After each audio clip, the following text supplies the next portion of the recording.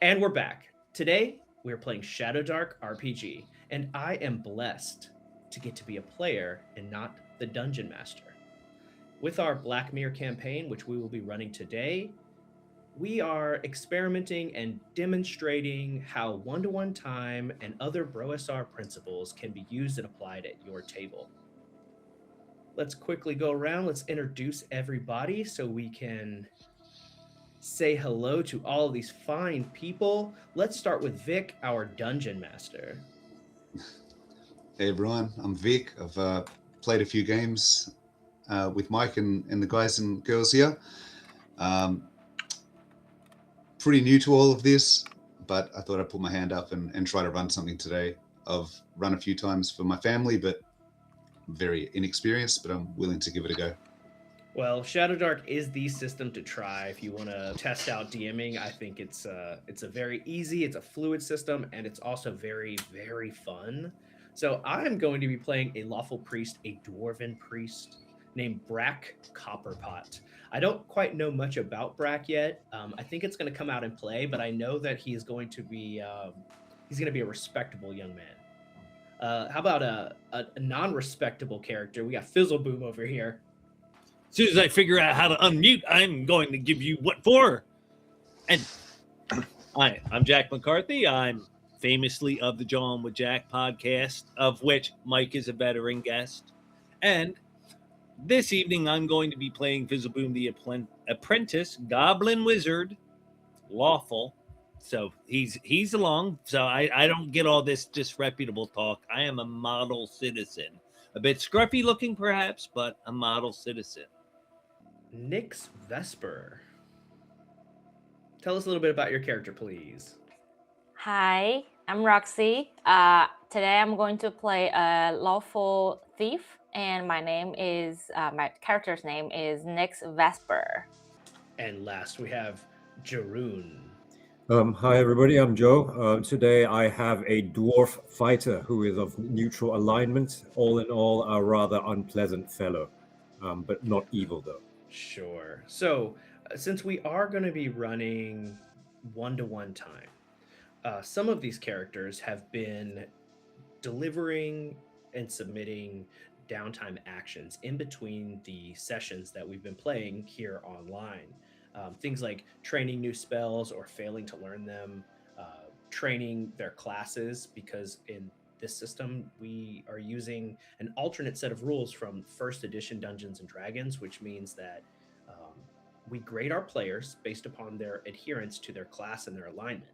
And then taking the grades from each session, we take the average. And that's how many weeks we need to spend in real time training for our next level. And so Nyx has been training, Fizzleboom has been training, and Brack and Jaroon, the two dwarf characters, are level 1 or new. And so we don't have as much experience in the game setting so far as Fizzleboom and Nyx, but we're here to make our mark and rise up for the Citadel Stout Helm. I think we can pass it over to Vic and let's get some treasure. Okay, so Brack Copperpot has recently made contact with the Citadel Stout Helm, and he's been trying to gain some favor with the clans there. And the contact that you know is a dwarf named Bromric, and he's engaging with you guys on a mission that he has. So you find yourself at the Citadel Stout Helm, and Bromric says, here they are. And next to him is a human priest standing there, and they're waiting for you guys to enter. So I've heard rumors that the Temple of Saint Taragnus has been beset. There's one in town that there's some evil forces that have taken over the temple, and it's been in ruin. And now I'm hearing of another facility for Saint Taragnus that's also been sieged. Is that correct? This is not the temple. This is one of the shrines nearby. It's about a day's travel from here. It's one of our holy shrines that we've kept the forces of evil at bay. A few days ago, some unruly-looking characters were seen loitering around, and they seem to have ill intent in their eyes, and people said that there was glints of metal shining from beneath the garments they were carried. After that, no words come from the temple, and there's been evil in the air since then. Our friend here from the Temple of Saint Taragnus says that something afoul has gone down, and we need to get over there and check it out. Okay. And who is does my mic sound a little better? Sounds about the same. That's good. Okay. Who is it that we're gonna be escorting? This is Nicholas. He's a high priest of Saint Taragnus, and he wants to go down and sanctify the place. However, he will need an escort, and that's why we're engaging with you. All right, excellent. So I have rallied together some dependable folks to go down there. And Nicholas, are you familiar with the shrine itself, like the inside layout, or is this your first time traveling there? Nicholas looks at you and says, "No, this is my first time coming to this shrine, but it takes a certain priest of my stature to do the correct rites to make sure that it's cleansed and everything is in order. I haven't familiarized myself with the shrine itself. We don't have any maps of it." Got it. All right. Well, I've got the people here just for the job, the correct team. I've assembled a crack team. He looks quietly, confidently over the party, and he says, yes, this should do. This should do. If you guys want to get straight over to the dungeon, or is there anything you guys want to make any purchases or anything like that before we go? One of the benefits of one-to-one time, you can do all that purchasing off screen, so nobody is bored with our haggling for prices of. But this is just rations. you guys. Sure. I have replenished my supply of torches appropriately. Okay. I have 2 torches. I also have 2 torches. Yeah. I have 2. Okay. Great. Well, We're pretty close then. You said it's 1 day's travel? it's 1 day's travel, yeah. All right, I got enough rations then.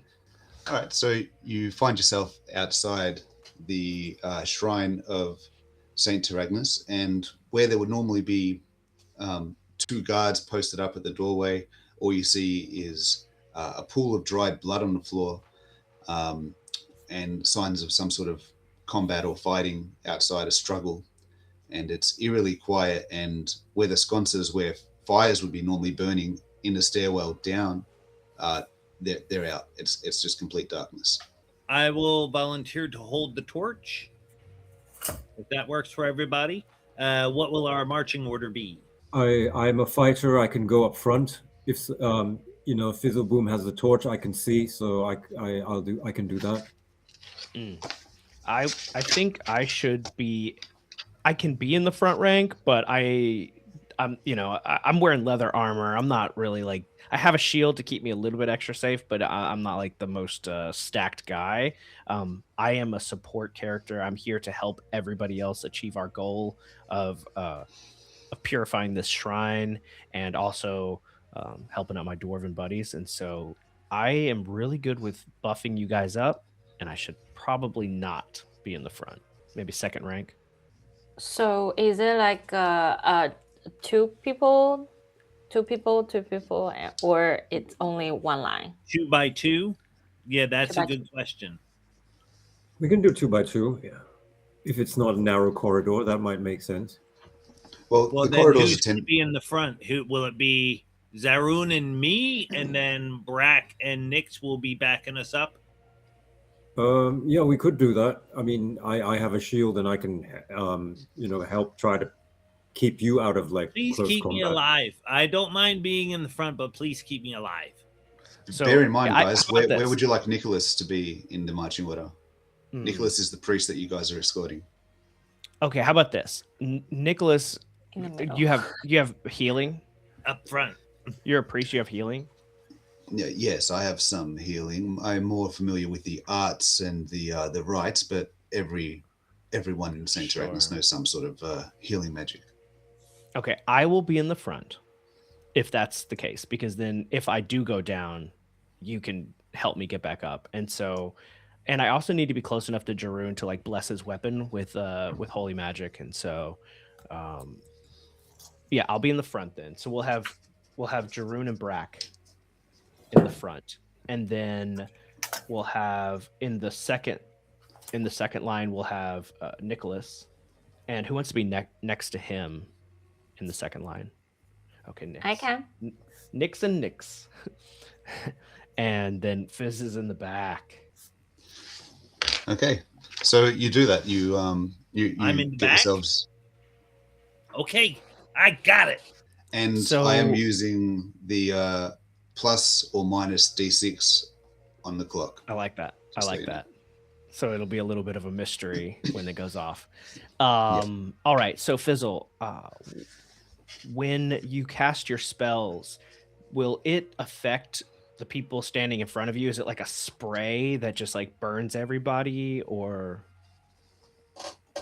I will tell you that the spells I can cast that might affect you is a very, very, very bright light. So if I say heads up, then if I yell Briark, which is goblin nonsense, Right. that Of is course. code for you to cover your eyes because I'm about to unleash a flash. That Okay. should blind everybody who sees it. I hold up a flash seed. I have a flash seed as well, but this will only affect. Yeah, this actually only affects our enemies. It won't affect you. I don't understand why, but it says it clearly in the description. It is only enemies. So whenever I magic. throw that down, yeah, it's magic. So I'll flash things. I also have some holy water. I don't know if there's any demons or undead. Actually, it only applies to undead. I don't know if there's any undead in here, but if there is, I'll burn them with this holy magic or this Well, holy that's good to water. know. You can turn undead, yes? I have been taught how, but I've never done it in a live fire exercise, and so I am a little bit nervous about like I have some performance anxiety around it. But if it's just like the book, then I probably can do it. If I yell my name, I want you to dive on the ground and cover your head. Okay, so if you say fizzle boom, that means everybody get Dive as for low as you cover. can. Get under cover. Get under cover. Cover yourself as quickly right. as you can. Get down. Nobody ask him what his name is. I look over at right. What's your name? Ah! You'll know if it's a fight and you hear me yell my name. Dive for cover. I look over at Jaroon and I switch to Dwarven. I say, "Excuse me, everyone. I need to confer with my colleague. I don't think that they can understand us right now. And so, if there's anything that you are here for in particular that I need to know about, I will help. I will help you achieve your goal, but no surprises. Okay." I reply gruffly, with a nod and says like, fair enough. I'm only here because the Dwarven organization has dispatched me for this mission. Let's just get this over and done with. I'm not a big fan of Saint Agnes myself, nor do I believe in their followers, but a job's a job. Yeah. I mean, I am a loyalist to Saint Agnes, but I also serve Citadel Stouthelm, and I'm going to do everything I can to uplift that dynasty. We are surrounded by elven enemies, goblins, and humans. And I think that if we don't protect our own, then we are doomed to fail. And so I will help you in anything you need. Just have my back. I'll make sure to bless you and heal you throughout everything. Just please, no surprises, because I know you're not a believer. So. Yeah, I agree, and I say that's the story of the decline of our civilization, really, just being taken over by elves and humans and whatnot, and I grimace and just complain under my breath about all the grievances that I remember or not remember. But insofar as the mission is concerned, I agree with you, and I say like, yeah, I'm ready to come and help. us fulfill this mission with my strength of arms. And with that, I'm going to cast Holy Weapon on Jaroon. What weapon do you have? I have a great axe. Because Oh, what else yeah. what else would a dwarf have? Sure. Yeah. Okay, so I'm gonna roll a d20, and I need to get an 11. I actually got a 16 for my wisdom stat, and then my talent was a +2 to one of my I was like wisdom or strength, and so I have an 18. I have like the best stat you can have. So here we go. +4. Natural 20. The first, where is it? Ooh, I don't natural of the day. 20. My first die roll as a player in Shadowdark. You can't see it. Oh man. I see it. Very nice. So what that means for me, that's a blessing from Saint Taragnus right there. So what that means for you, Joe, is for 10 rounds.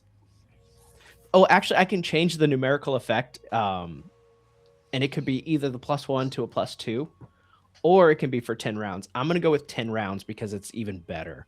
And so I'm just going to set this right here. And Vic, if you want to tell me when like to drop that down, I can, or if we just go in turn order, it's up to you know, because like Shadowdark has both systems, right? Like you can go around and I'll just deduct it, or like we move through a bunch of stuff and then you just say it's been a certain number of rounds. Yep, that's fine. I'll let you know. I'm just going to mark one down now. Okay, so as you guys descend the stairwell, you can see that where the sconces were, they've actually been knocked off the wall, and straight away, it just looks like wanton rampage has happened. You get to the bottom of the stairwell, and the light fills the room. The room itself is about 50 feet across and 30 feet north and south. And at the center of each wall is a passageway going east, north, west, and south. In the center of the room, you do see a statue of Saint Taragnus, and her face has been clearly cleaved with a sharp weapon, and one part of the face has fallen to the ground, desecrated. There is a faint dripping sound to the east, and the air smells damp. The smell of old incense is long faded, and upon seeing the desecration of this first statue, Nicholas draws a deep breath in shock and horror, like.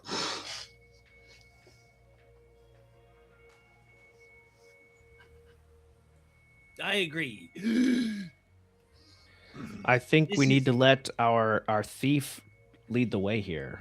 You're the best at determining like what area is safe and which are trapped and which ways are locked. And so you're going to be our guide here. I will also have my 10-foot pole with me to tap the floor. Just say if anybody set traps in this room before who did this disgrace thing to our god. Okay, so yeah, you go around the room tapping around, and nothing really happens in the room. The floor itself, there's nothing unusual about it apart from debris and things thrown around the room. Okay.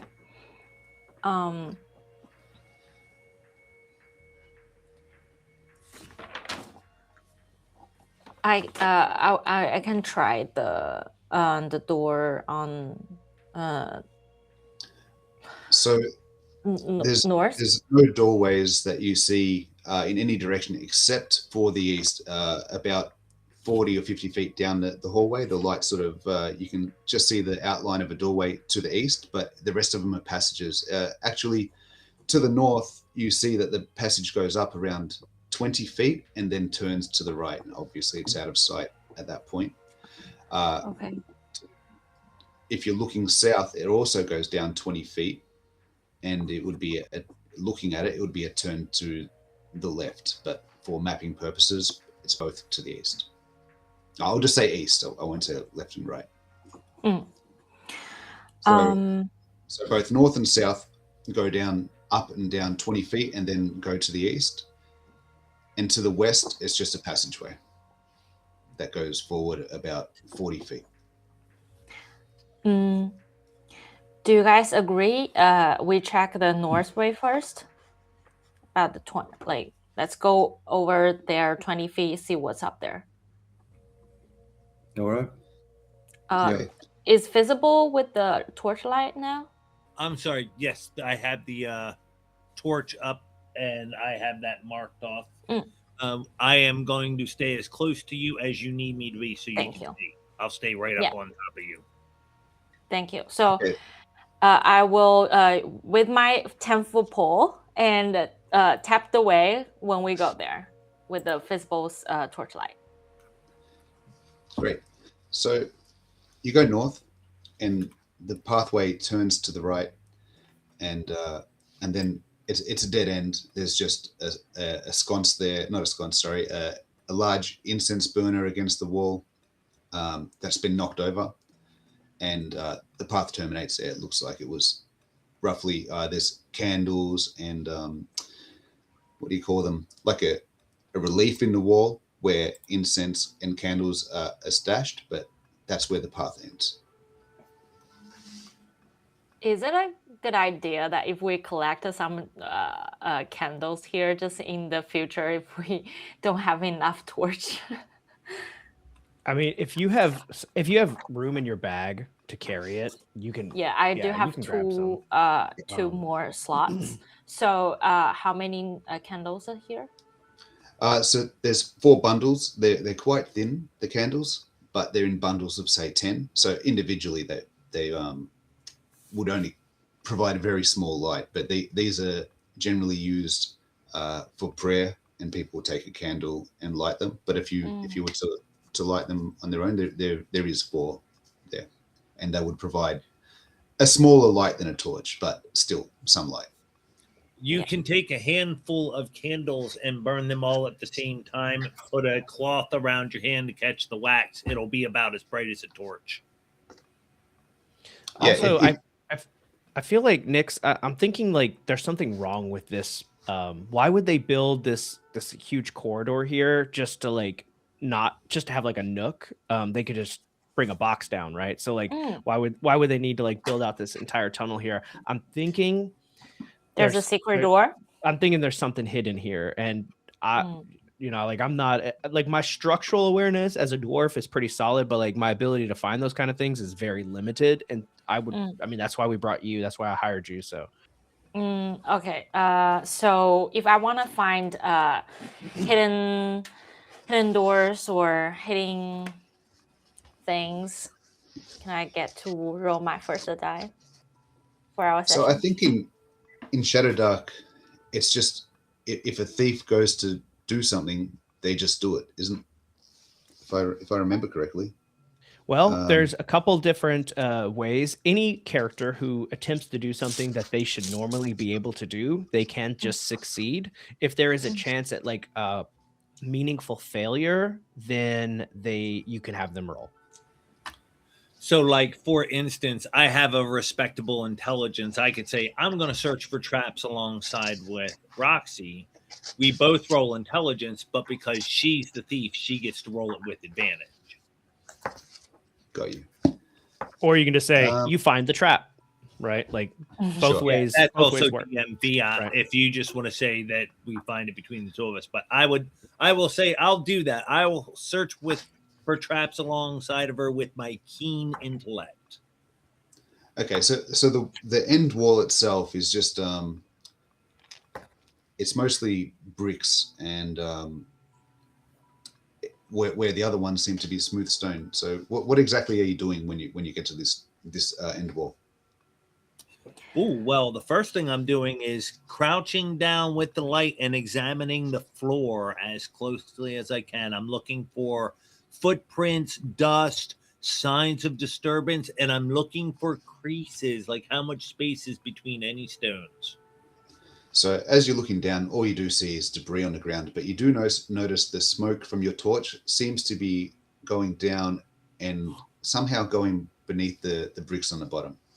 A draft. Look, the smoke disappears. So Maybe the space underneath is hollow. How do you So- think we should approach this? I wanna try to tap the walls surrounding us, see if there's any like mechanic sure. Good call. thing. So as you're tapping on the solid wall to the north and south of this passage that is moving to the east, nothing really happens. But as you start tapping with your 10-foot pole onto the bricks themselves, it does sound a little bit hollow, and then you hit one and it pushes in, and then the door just comes up. Our priests are very And- clever. We're going to protect our most vital things from intruders. So even though this place was invaded, I think maybe we've been able to at least secure some of our most valuable, our most precious materials. So the passageway before you looks pretty much untainted on the floor. It hasn't been as desecrated as everywhere else. It looks safe, and it travels just beyond your torchlight. You can't see beyond your torchlight. It's just more passageway as you go down. So are you guys going to move down the passage? Okay. So you do that, and the room opens up again. You find a room, and it opens to, it goes north 20 feet, including the passage entrance, and then east-west 30 feet. So it's a 30 by 30 room. The room itself is eerily still. Sound is dampened almost unnaturally. Dust lies undisturbed, except for subtle, unnatural patterns. The air is still quite stale. Look And up at there's the a- ceiling. Can the torchlight reach the ceiling as well? Yeah. It's the same height. It's just Okay, it's normal. Is it kind of like a 12 feet, vaulted constructed ceiling? no. It's just looks the same as everywhere else within the temple. I mean, this was not so much temple shrine. This is a place of holy sort of worship and to keep evil at bay. This is what this shrine was originally designed for. In the northeast corner, you do see some leather armor on the floor, and while it is leather armor, it looks pristine, and it has been adorned with pearl white fish scales, and it even though it looks very old, it looks like it could have been made yesterday. I believe that to be magic leather armor, and we should probably go take a look at that. But we Yeah. should beware, because I'm not sure what kills a man and takes the body away and just leaves leather armor laying there. What was the purpose of this room? Can we? Was it like an armory? Good question. Well, you wouldn't know what the purpose of the room would be, but it's not like it's been just dumped there. It's this armor is sitting on a short pillar, and it looks to be. I mean, if you were looking at it, it's just something akin to an armory, but not for common use. It's probably just a relic room. Like pretty dark print that suggests like a path. No. No, there hasn't. It is very dusty, but there's no footprints in there. It just looks like a room where they've kept some things. There are other in each of the corners. There are other short, columns where other items could have been placed, but they're all empty. It's just this one that's still there. I mean, this is great news. This means that our most precious material, like our armor, hasn't been defiled by the enemy. It hasn't been claimed by the enemy. And so I am wearing leather armor right now, but I would prefer metal. But I know that Nyx, you are, Yes. you can use this stuff, right? Yes. Yeah. So Before I approach to it though, I still want to try to use my 10-foot pole to like stick around to see if there's anything hidden down there, just to make sure it's like safe to touch. Sure. I would say let's try and use your pole to fish it out and pull it over to us so that I think it's the most safe. I doubt it's, I hope it's not cursed, but I don't know any way we can determine that. But yeah, let's handle it safely and pull back a little bit. That's what I think. Yeah. So Let's do that. Nyx has got a 10-foot pole and she's sort of fishing between the shoulders of the armor and pulls it off. And as she does, nothing happens. Nice. She takes it off. So with this magic art, do we need to identify armor back to find out what it actually does, or not in? So what I've been doing is there is an identify spell in the lawful magic user new spell list. It does identify all of the properties of a magic item, but that's if you don't want to put it on. If you put it on, or if you wield something, I just say that like you know what it does, because the system doesn't really have like a clear way to work that out. sure? If it's cursed and you put it on, you have the curse, right? I wanna dust it and put it around. Okay, so I you're want to putting it know on. what it does. All right, put it on, and then I'll hit you with my staff, and we'll see how well it protects you. I know. Thank you. I will try to use it next time when we come across the real enemies. But thanks for Very brave. having Field that idea. testing is the way to go. Yes. Okay, so you've actually you found the blessed armor of the Risen in here. It's a +1 leather armor. Not only that, once per day for 3 rounds, you get advantage on all your attacks, and it's worth 100 gold pieces. So We're not selling that. I think everyone needs to mark themselves down for 2 XP. Once a day I will have an advantage on my dex. Attacks for no, not dex, attacks for 3 rounds. So for 3 rounds in a row, you'll have advantage. Yeah. And how much XP do we get? 2. All right, very nice. And is this armor like? Does it give an additional armor class benefit? Is it like +1? It's +1. Yes, it's Okay. a +1 armor, leather armor. So you'll have Okay, +1 to very your AC. Yeah. And Roxy, you need to write that into your inventory list, your gear list. It takes up a slot. Maybe ditch the old leather armor. Oh yeah, of course I'm ditching it. Yeah, yeah. When girl have a new clothes, old clothes, bye bye. Sure. So Are there any other ways out of this room? to the south, the southwestern side, the southern wall on the western side, there is a passageway that goes down 10 feet, and then there is another door. On this, again, it looks like, well, it's not a door, it's a brick wall, very similar to the one that you entered the first time. I see. So we can tap the walls a little bit and see if one of them opens up. Yeah, that's right. Yeah, I'll So go do ahead you and do just do that. Yeah, I'll Okay, do that so with my yeah. dagger. Just kind of. As you're tapping away, you hit one of the bricks. It goes in, and opens up into a large chamber, kind of like the letter I shape. Going north and south. In the center, it's 20 feet east-west, but it goes down 50 feet, and you see a doorway on the southern side. But immediately on the northern wall and the southern wall, it goes an extra 20 feet each direction. So if you imagine a capital letter I like this, there is east and west of the 20. Yeah, so it's 20 feet this way, and then like that and like that on the bottom. So it's like a sideways H or a capital I. In each of these extremities that go to they run east and west, they're full of water.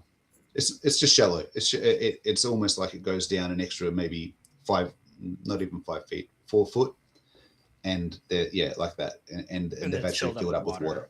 Yep. Ah, we did hear a dripping sound. Do I see the door?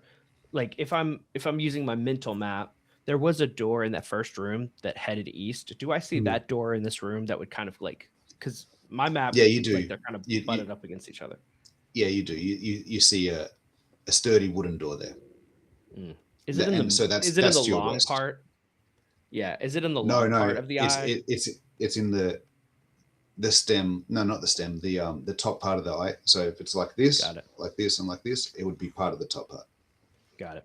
And the room itself, like I said, you hear faint ripples disturbing the surface, occasional dripping echoes from above, and the smell is cold and almost smells of minerals, like underground runoff.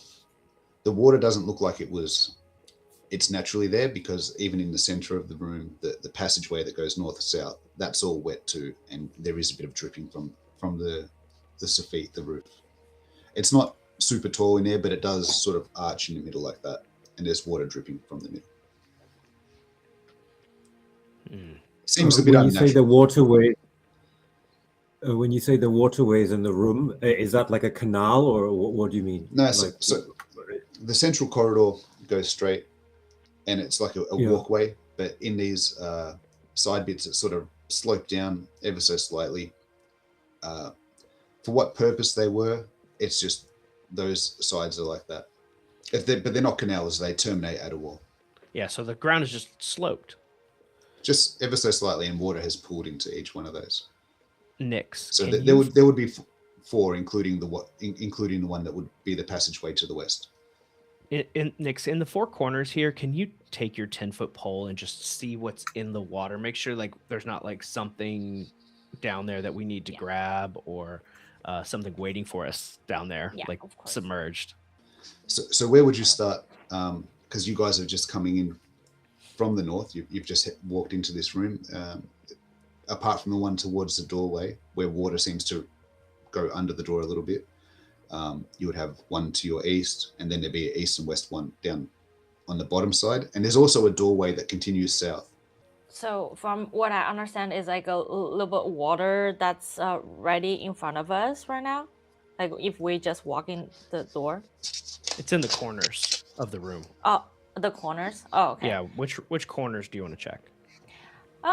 If we walk in this room, and I want to check the one that's like on my left side now. Oh, okay. I see. Thank you. So the left-hand side? Yeah, the northeast. Yeah, on the northeast, yeah, you tap around with your pole. Nothing seems to be in there. Again, just some loose debris, but it doesn't look like anything really has happened in here. It's just a collection of water. In fact, it's not even much loose debris. It seems this room was just a passageway, but this water does seem kind of new. But there's nothing in it. It just slopes down, and there's nothing in that northeast corner. Is it deep enough where something could be hidden in like in one of the other corners, or is it kind of shallow, like a couple inches? It's more than a couple inches. It's a couple of feet. Another good question. It's a couple of feet, but yeah, things could be hidden under it. The water is a little bit murky, and especially in the dark light, there's not a whole lot of light and reflection. When you've got the torch, you can't really see what's beneath the water. Okay. Well, so do you want to just go ahead and we'll check all of them just in case. Okay. All right. I guess it just begs the questions: where is the water coming from, and where is the water going to? Well, the water's just collecting, and the water is coming from that sort of steepled roof at the top. Water is just dripping down. Everything looks intact, but there's a bit of a crack that's gone through the soffit there. As you're tapping around and going into the water, you do see in the southeasternmost one, you do see a bag wrapped up. Do you want to? There's a small bag that's wrapped up. It's only so big. Yeah, we'll fish that out. Yes. And what I will do is I will take my grappling hook and my rope, and I will put the grappling hook on the rope, and then I will take the end and I will tie it to the end of the 10-foot pole, and then allow Nix to use it like a fishing pole and pull the bag over to us. It seems a little stuck. When you're pulling the rope, it's not. It's either very heavy or it's stuck there. Oh, I need very help, heavy. guys. Is the bag underwater? Yes. Yep. All Oh, right. okay, but it can be seen. Mhm. Right. I'll help you pull it out. I'm not very strong though. For a goblin, I'm Yeah, pretty but I mean, beefy. Okay. We'll work together to try to pull this bag off with the Alright. hook. Do that. So it's not okay. it's not so stuck that you can't do it. It just you can just tell. And with that, Oh, the lights just the went out. lights. Poof! Wow. And then something yanks us into the water. I say, Fizzle, I asked you to hold the torch. I think you need to hold it up a little bit better. You know, like how dads would be like, I need you to hold the flashlight while I am working on this thing. He's like, I need you to aim it here, not there, here. And then, stop! You're stressing me out. And I dropped it in the water accidentally. I'm just asking you to please hold the light. Was out. Just hold it where I could, like, I'm trying to do that. Fizzle. Actually, I have a dexterity of 5, so it's entirely likely I slipped on the wet rocks trying to pull this thing out and just fell in the water with the torch. Sploosh! Oh, no. It's something like that. Oh, Yeah. So dear. I'm going to be definitely scrambling to get a fresh torch out as quickly as possible. Do we need? You to, can't get those torches wet, man. We need to keep those dry. Yes, I know. Wait, Well, I've only Drew, got one was more that, anyway. was that you that touched me? I felt something rub up against my bum. Was that you? No, I don't swing that way. I don't go. For No, you. Jeroen. I think it was Jeroen. Oh, door. No, I'm in front. That's not possible. You're behind me. Oh, wait. Guys, can This we is weird. focus on light up a torch right I don't- now? Stop I didn't- fighting. I mean, yeah. I don't. I'm rolling initiative. That's what I'm doing. I don't like the story. Yeah, what? Fizzleboom, can you light another torch, or shall I Fizzle light another Bloom. torch? Fizzle Boom. This is your job. You said you were going to hold the torch. And if we can't get this bag out of this puddle, if you can't even give us proper light. I'm getting it. I'm getting it. Okay, The what do I got to silence do? is interrupted by the sound of some grunting and hoofs tapping on the ground, Hooves. coming like hooves. The sound is coming from behind you, from the north. What I'm do you guys lighting do? the You torch. guys Um, Please, roll the for torch. initiative. Yeah, let's roll for Everybody initiative. roll for I wonder. initiative. I have a light torch, question. please. How many rounds are there? Any rounds left of the holy weapon that I cast earlier? I don't like. We've been traveling Yeah, for a there while. are. I don't know. You just No, I've- tell me, and then I can track it on my little. Oh, you're tracking it too. Okay. I have been tracking it, I'm and tracking from what I've got is you should have 3 turns left. Tight, very tight. Yeah, without that crit, I wouldn't Okay, have thank anything you. here. Okay, I will roll for initiative. Let's go. Let's go. Hey, Dude, it's so great being a question, player. Because it's dark, are we rolling initiative at disadvantage? It does not No. apply to initiative. It's just for like actions. Yeah. Thank heavens. Come on, Lucky Green. Who's got the highest dex as well? Not me. I think Roxy has an 18. My dex is the highest, but I rolled a 3. So Yeah, my total is 11. My total is 6. That looks like a 19. That's a 19. Yeah. Oh, my Nice. total is 13. Yeah, so monsters go first, and then it proceeds. I guess clockwise on the screen. Yep. Okay. Yep, so starting from me, and I've These got hoofy bastards. Yep. So bursting into the room, you see half. We don't man-like see. creatures. We you don't can see. We You don't just see hear, crap. correct. You hear You just hear grunting and like wham! animal-like noises and banging on shields, and doesn't. It's terrifying because you're in the dark. Now, what would I do in this situation? I don't even know what I'm. Eat us. All right, give me Kill 1 minute. everyone.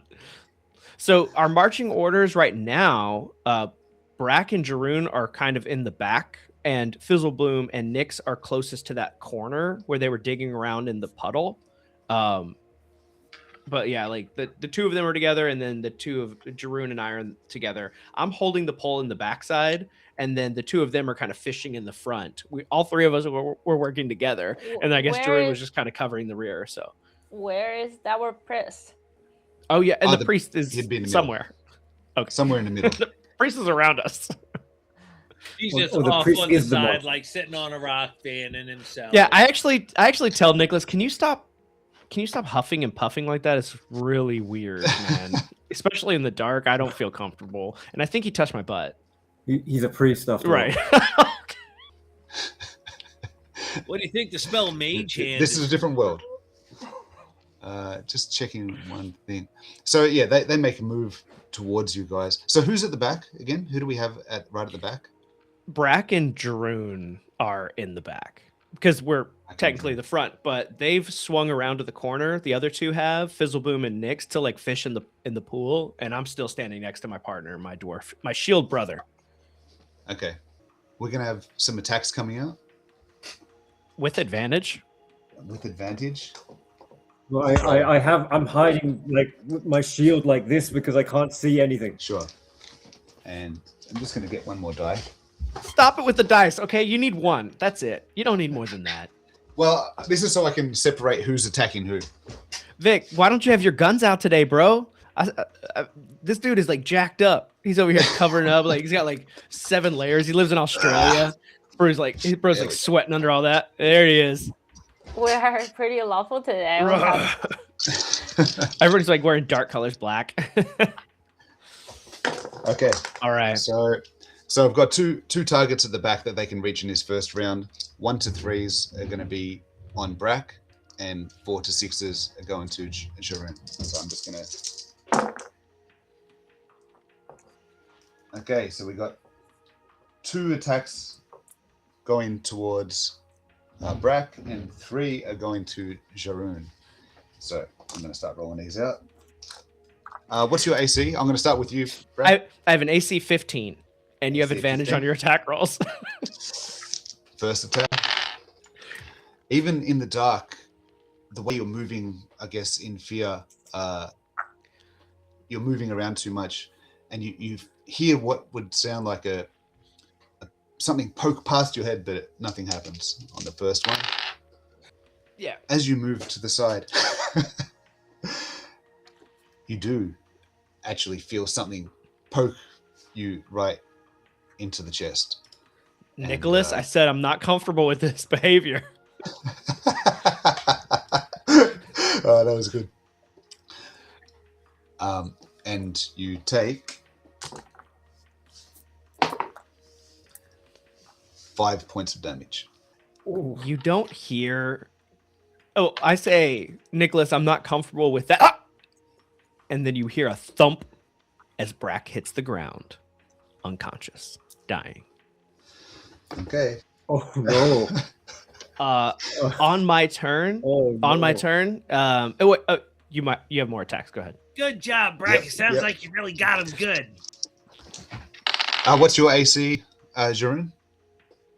My AC is also 15's leather armor plus shield plus dexterity of 2, so 15.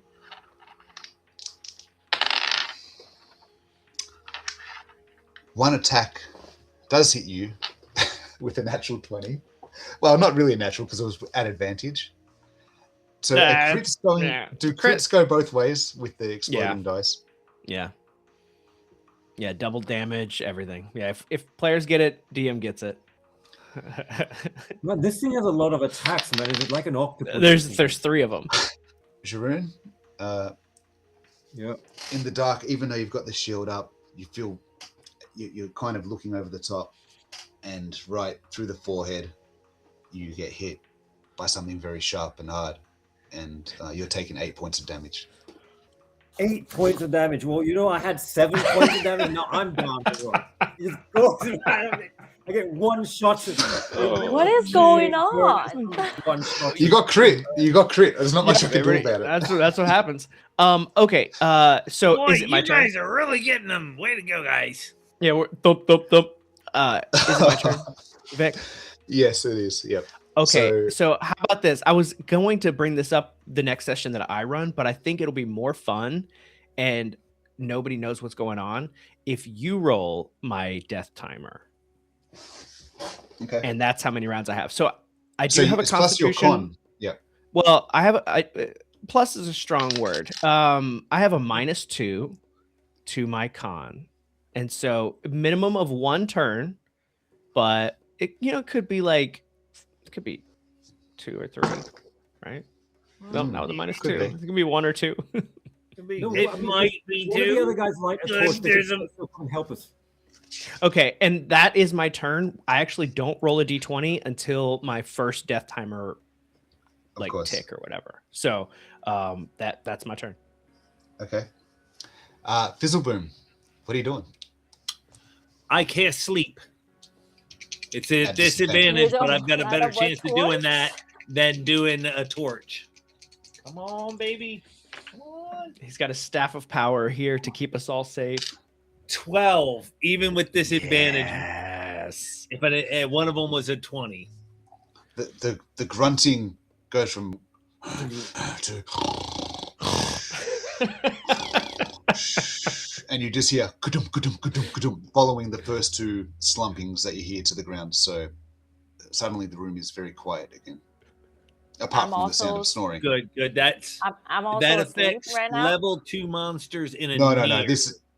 It only affects monsters. It doesn't put you to sleep. I kind of like angled it over Oh, there. really? Yeah. Okay, It, good. it will affect players, but she's standing beside Fizzleboom, so Okay. yeah, it does Yeah, affect I kinda PCs. figure it I've would've- had a Oh. PC use it against their party before, and it was a TPK. So yeah, Yeah, I Okay. figured Okay. since Brack and Zarin were down and where we were, it was kind of safe to use. But we need a torch on immediately.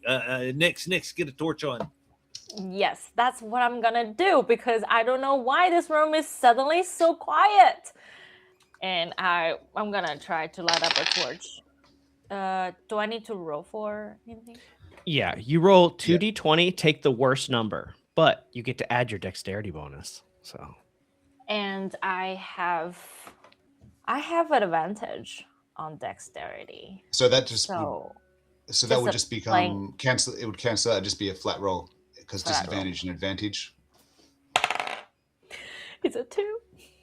Can I use my luck token, please? Yes, if you like. Oh. please. It's an 8. but 8 plus 4, right? Oh yeah. 8 plus 4. Yes. So it's a 12 in total. Sorry. So the light comes on in the room. Oh, thank heaven! Oh no! And- Oh no! Blood. Can I rush to help Brack as quick as possible? No, we got to go. In It's turn order. Jeroen. It's Jeroen's turn. Jeroen, do you want to give me Just oh, no, that I'll do same- it for you. I'll do it for you. What's your constitution? My constitution bonus is 3. Okay, no problem. Okay, so it's back around to my turn now. Hang on a second. Do I have And- 1 or 2 rounds? Do I let you I know, or think does it it's just very happen? good. By the I'm way, now that keeping we it- have light, what is it that we see? Is it orcs asleep on the ground or something? No, they're not orcs. They're humanoids, but they're part animal, very animalistic faces, all different types of animals. But Mm. they stand bipedal like a human would, wearing like what would you call it? Like loincloths made of Pantaloons. furs and things like that. Pantaloons and Very- top hats so and little monocles. Kind of Um, savages, like wearing furs, stone Yeah. or metal weapons. they're carrying spears. Carrying but they metal do have metal. spears. And are they more like mammalian? Are they furry, fangs, claws, or are they like mixed. reptilian? No, they're mammalian. Definitely more mammalian. But Okay. they're all different sort of. So runs the gamut, but no, some of them are like, okay. You know, Island if you look at Dr. them, Morel. yes, part beast, part man. Remember to start the guess you could timer call them- again. Okay, You can I call them am. maybe beast now. Yeah, pardon me. I'm sorry for distracting. Remember Um, to start the torch timer. And what does Nick do? Yo, is he still alive at all? So Nick. So yeah, I'll run Nick at the moment, and he is going Oh to. gosh, Nick, please. So is Nick going to be, just for my clarity, is Nick after Jeroen, or is he going to be first before me in the rotation? Will he go, like, will the monsters go before him, or will he go I don't know. It's up to you. I don't. I think we'll go with. I'm going to put him after Jarun. I'm going to make him last because, yep, out of the turn order. So, yeah, that works. He goes last. So it's his turn now, and he is going to be using one of his healing spells, looking at the two of you on the ground. Who looks more wounded? Completely KO'd. Just give me one moment. And with that, he says, comes over to you, Brack, and puts his hand on you and says, "Rise, brother. This is not the time." And you get... Oh, very nice. 5 hit points back. That's exactly what I need. The monsters. Any more monsters? So they're all on the floor. There's 5 of them on the floor. 5 of these beast-looking men. Beastly men. I open up my eyes. I slap my friend on the chest. Jarun, I got you, buddy. I promised you, shield brother. I got you. Cure wounds coming at you.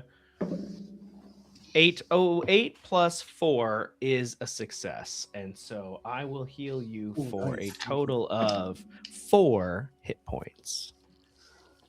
And then it's going to go over to Fizzle. I'm like, and just like I get up, out of that, and I'm like, oh my god, I was almost free. What? I dreamt I was an old man, well, older. Over to Fizzleboom. So you guys have got the torch up, and everyone seems to be back up. You see these on the ground are these beastmen. What are we doing here? They don't have anything on them, right? Let's just get the bag that we were after, and then let's move on from this room. Well, just a moment. They might have something on them. I'm terribly sorry. I had to step away. Okay, so it was up to your turn. You've got these beastmen on the ground. Okay. Did Nick see to either Brack or Zarin? Have they been helped yet? Yes, Nick got Brack back to his feet, and then Brack healed Jaren. Is it Jaren with the ZH or Jaren? Yeah, it does. It's Zarun, but Zarin. Yeah, Jaren is Zarin. okay. So Zarin. Zarin. I'm going to go Zarin. Zarin. I like Zarin better. So both are back on their feet, and you've got these beastmen on the ground. And you guys still never got around to the thing on the floor. They're sleeping. They're snoring. I'm going to prioritize quietly walking over and taking my dagger and putting an end to one of the beastmen. Okay. Well, since we're out of turn order, do you want to just say that you guys would kill them all off? Yeah. I would very much. Okay. And I'm just going to roll to see if they had treasure because it was a random encounter. On a 4 to 6, there is. It's a roll of 2. They had no treasure on them. Yeah. Okay, but everyone will get. Oh, so is it? It's 1 XP by half. So the way it works is you add up everybody that was there, so they each are worth their challenge rating is each 1, so there's 3, and then you divide and then round down, so it's just 1 XP for that encounter. Well, there was 5 total because 2 attacked you and 3 attacked. Oh, we had 5 total, so it would be 2 XP. Okay, so everyone, take 2 XP. So you guys are very not bad tight right now. I will take that. I will take that all day. Okay, so dispatched these creatures. Now Guys, get the backpack. I'm so sorry I brought you down here. I thought like maybe we just lost touch with these people. Maybe they got sick and we had to like come heal them. I had no idea that these snorting beast monsters were here. I'm so sorry. Oh, Brack, it's okay. This is pretty much exactly what I expected. What? You expected this? Yes, I've been on a couple of these before. Well, I mean, I've never seen creatures. I'm not even sure what these are, but I'm so glad you're okay. I am just so glad you're okay. That's the important thing. You and Jaren are okay, and that's the important thing. There was nothing like this in the textbooks. Boys, can you stop Yes, being Nix? emotional, please? I'm Just sorry. focus on the job. Stop I'm being really- emotional. Why boys Okay. always get emotional? I have no idea. I don't know. Get to the We're work. sensitive. Where's I'm that just bag? romantic like Well, that. let's get You the know bag. what? I just fish into the water. I'm like, and I grab as if I can. I try to pick up the bag. Yeah, if you put in if you use your strength, you do, but unfortunately, as you do, and pull the bag out, Yeah. the water gushes up from the thing. It's like you've pulled a plug, and water gushes up the walls and starts coming down, and the torch goes out. No. I'm sorry, I didn't expect the torch to go out just before you did it. So I'm not going to automatically roll an encounter this time. It's going to be rolled to see. The last one just happened because the torch went out. So I'm going to give. You've got a 1 each. You've got a 5 in 6 chance that this is okay. And while the torch does go out, nothing seems to happen. The room stays safe. And we can't light the torch in this room, guys. We gotta crawl our way into the next room. It's dripping lightly now. So once okay. everyone's cold and wet, but it's not going to keep gushing. It's like you've held the pressure. The pressure has been released. It drenched everyone. Nick's wearing to my the eyes fish. and mouth. Nix, you stay dry wearing the fish scale leather armor, but the rest of you are quite drenched. Very nice. This doesn't affect the game mechanically, but Magic armor kept her dry. It's got fish scales. I need to be dry. All this off it, like I put a lot of efforts on it. Like you cannot make me wet. It's obvious. Yeah. That would be. I know what you mean. You don't think all ugly. this happens in the morning, do you? Takes effort to look this good. Who wants just to light a blowed torch? my hair this morning, please. How about this? So whoever lights a torch, once you light it, make sure to erase it off of your inventory. Fizzle, do you have another torch? I do. Okay, let's have you light one because you're going to hold it, and then I can just pass you them as you need them. No problem. 12 with the even with disadvantage. So I was able to light my second torch. However, that is my second and final torch. I am out of torches. And I pass you one right now. Thank you. I will just in case. Replenish. Thank you. I was about to ask someone to pass me a torch, and I'll try to have a second one ready. I have 2 in my pack as well. You know, I can always pass you more. Thank you. Despite Currently, being wet. I have 3 inventory slots if we get the finding stuff. So I managed to save a couple of spaces this time. You So find is the backpack waterproof? Because the because bag it was that you found. in the water. Yeah, well, in there. it doesn't really matter. You open up the bag and you find 10 spikes, but they're not made of iron. They're made of silver, and they're worth 2 gold pieces each. So again, you can mark down another XP. Yeah. I thought you were going to say If it's a you bag take- full of rocks, and I was like, you son of a... No. So, I'll put so- treasure around. Iron spikes, that would have been annoying as well. It was like, okay, very So little. I will carry those iron spikes that are worth 2 gold each. You said there were 10? Yeah. Yep. 10 gold. Well, what 20 were they gold made of pieces. again? Silver. Yeah. They're made of silver. Okay, silver. Yeah. Silver. We say silver. Silver. in Australia. Silver. Yeah. Light a silver. All ER words end with an A. So Yeah. All right, guys, let's get out of this water room. I hate it here. I hate it. your options are to the south. Keep moving. Of the 20-foot passageway, on the western side is a doorway that continues south. At the top of the eye, the passageway looks like it would go back to the first room you entered in. Right. So we're going to go out the south way, right? Sure. Well, we can go straight south, like through the eye on the bottom. Well, it is a doorway. Yeah. So it is a door, and I'm just going to roll to see if it's stuck or not. No, the door opens quite freely. The door Okay. opens up. Before we wanted go an opportunity to open the locks. She's like, give me something out. if just in case, I know the spell Hold Portal, so we have a door here. If we need to retreat, get on this side of the door, slam it shut. I will hit hold portal on it. So just in case we need to retreat for some reason against what's on the other side here.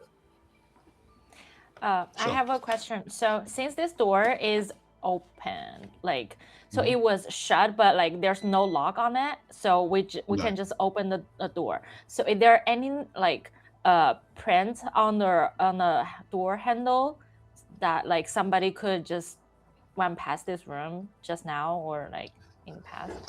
You can't really tell much after everything looks the same, but everything's wet. Everything's glistening in this room. So there's no just defining detail that you can see here, but Nyx isn't wet. She's dry. except for you. The rest of us are soaked, cold. Well, if this room is like wet room and I'm the only one that's wearing a magic armor and I'm dry, maybe like I don't know, I will consult this with the priest. Do you think this water like could be holy, like is it magical related, that's why it doesn't affect me? Nicholas steps forward to say, he goes, no, I expected to see this place desecrated, but from what we've seen so far, this is completely unholy. This water is fetid and it stinks, and no, this is not natural. There's nothing holy Boo-boo about water. what I'm seeing. As we're going through the door, I look over at Fizzleboom and I'm like, this is a great opportunity for you to use your magics to dry us off. I heard you say something about holding a door shut. That doesn't seem very useful to us, but like a dryer spell, like a boo, like that would be, now's the time probably. So I can promise I can carry your body out if it comes to it. That's great and everything. But if it wasn't for Jaroon, like we'd probably all be dead, because I'm sure whenever I got knocked out, he killed all those animal men. And so like you really need to start carrying your weight, Fizzle. I respect you as our team leader, but you had no idea what happened when you were passed out. And I have to say this for Visible, that he was the one that killed all those things. And he was the one that made this room quiet. And I saw him just eliminated all those dangerous monsters. It could just like officially killed you. So I look over at Jaroon and I ask him in Dwarven, are they being for real that the little guy did all that? I just tell him a matter of factly, I said, I don't know. I was this close to being out permanently dead. Something took him out, but I don't know what did. All right, man. We're not making dwarves look good right now. So, like, if a goblin is able to clear a room with these monsters and both of us are like laying on the ground, like, we can never let anybody hear about this. I didn't just say that, the goblin doesn't need to tell anyone. Yeah, we need to make sure we clarify that with him. Yeah. I wish I can speak Dwarven right now, but I don't. Nicholas looks at you guys and says, surely we need to stay on track. We're adventuring right now, for sure. We're there. So yes, let's please head on forward. We'll find something. Make sure we can get our mission done. I'll just say, the pathway to the south goes just beyond your torchlight, but you can faintly see a wall where the pathway terminates and turns to the west. As you do so, the holy weapon, the glow, fades away. So you're going to travel down to the south? I would like to recast that spell, if you don't mind. It's only five Sure. turns this next time, but Sure. let's see if I can do Unless that. you get another critical. No, I got a 15, so the spell succeeds. Oh, thank you. Awesome. I'll set it to 5. Okay. Yep, me too. So you travel down the 60 feet and it turns to the west, and the room opens up into a 30 by 30 shaped room, in the center, there's like a little dais, just a little bit higher than the rest. Doesn't have anything on it. The room is, again, desecrated. As you're coming down the hallway, again, you can hear more grunting. The same sort of sounds that you heard just before. And you enter into the room, and you see standing before you. Yeah, let's go. 8 of these beastmen, just standing there, and they're looking at you. I'm gonna roll. Do I roll the encounter of the reaction? Yes, you will roll the reaction roll immediately. Now, if we communicate with him, if we can communicate with him, you could re-roll and then add a charisma bonus later. But I don't know if anybody can communicate with them. So yeah, the initial roll would probably just be they're afraid of us and they'll just flee. You know. very possible. Guys, roll for initiative. Yeah. Okay, so they didn't flee. No, that wasn't. They didn't flee. In Shadowdark, Vic and I were looking at the numbers yesterday. In Shadowdark, the reaction table is hostile up all the way into a 6, which is much higher than there it is, which is much higher than in other old school games. So you're more likely to fight in Shadowdark than you are in other games. All right, let's see how I do. I got a 1, so I don't think I'm going first. Oh, I got 11. I got a 4. So I'm Got slightly- 14. Okay, so they got a 10. So we're going to start with you, Nix, and then it's going to go Zarun. It's going to go Nicholas, Brack. Oh well, Zarun, then the monsters, and then it's going to carry around there. Okay. So how close we are to this 8 basement guy? About 30 feet, so they could probably reach you in one move, unless they you seem retreat. You could very- reach them. And they seem very hostile to us, right? They're extremely hostile there. They're grunting. They've got spears in their hands, and they're not friendly. They don't belong down here. How completely far unaligned. away from us are they? Are they like a near or something like that? They're a near distance. I'm using the squares on my graph paper here to sort of get the distance as opposed to that. But they're a near distance away. As you get to the bottom of this the passageway and you start looking to the west into the room that opens up, it's 30 by 30 room. They're close. They're close. So hang on. Close and near, that's different, isn't it? They're near. They're not close. Yeah, close is within 5 feet. Yeah. Okay. Since they are very hostile to us, then I will try to use my short bow to flip on. I don't know how they stand up, like what's their position, but I would probably just shoot the one that's like in the middle-ish. Sure. Have a roll. Yeah.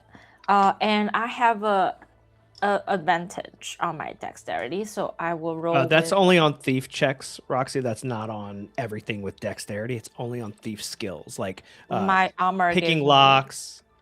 Oh, you can use that 3 times a day. Yeah, you can use your armor. You can use it once per day, but for three turns you get advantage. So once per day. Once per day, you can activate the armor, and then for 3 turns in a row, you'll have advantage on your attacks. Okay, so I already used 1 turn for today, just now. Because Think of it like a button. You hit the button, and then for 3 turns, boop, boop, boop, it works. Okay, then never mind. I think I already used my advantage dexterity because of my arm today. So I'm gonna You just did? roll. No, you didn't. Oh, I didn't? When would you have? No, you haven't used it yet. When did So you use you've got that available to you anytime that you want. Because use I it was now. Use it now. Use it now. Yeah, go ahead and use it now. There you go. Use it now. advantage 15 plus 4, so 19. Oh, nice. Okay. 19 and So yep, and damage. That's right. Get him, Nick. oh no, sorry. Just a D4 of damage. It's 1. So yeah, you hit The arrow goes out, hits one of the beastmen Just right a in the small, shoulder, like on the just- shoulder. and the shoulder, and just looks more angry. So you guys are, as it stands, when this is started, you guys are still In the hallway, in the hallways, right? Yeah. and you can only be 2 abreast in there. So even though they numerically outnumber you, they can't actually all get to you at the same time. And Zarun, it's your turn now. I am going to hold my ground with my shield in the corridor, in the narrow space, because the worst thing that can happen is if they surround me. So I'm gonna stand in the narrow hallway so that they have to come at us one by one, as opposed to flanking and attacking all at once. Smart. And then I will also, kind of like talk to the other guys. I basically specifically Fizzle Boom. I'll say like, is this one of the times where you're going to say your name? Let us know. Very cool. I like that. Chance of name calling forecast 100%. Nicholas sort of shuffles his way back a little bit to be a little bit further from the front, and with that, these beastmen start to push into the choke point that is the door or the opening of the passage from this room into where you guys are.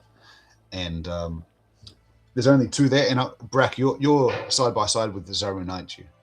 Correct. Okay, so I'm just going to roll 2 of these. 1 to 3 will be you, Brack, and 4 to 6 will be Zarun.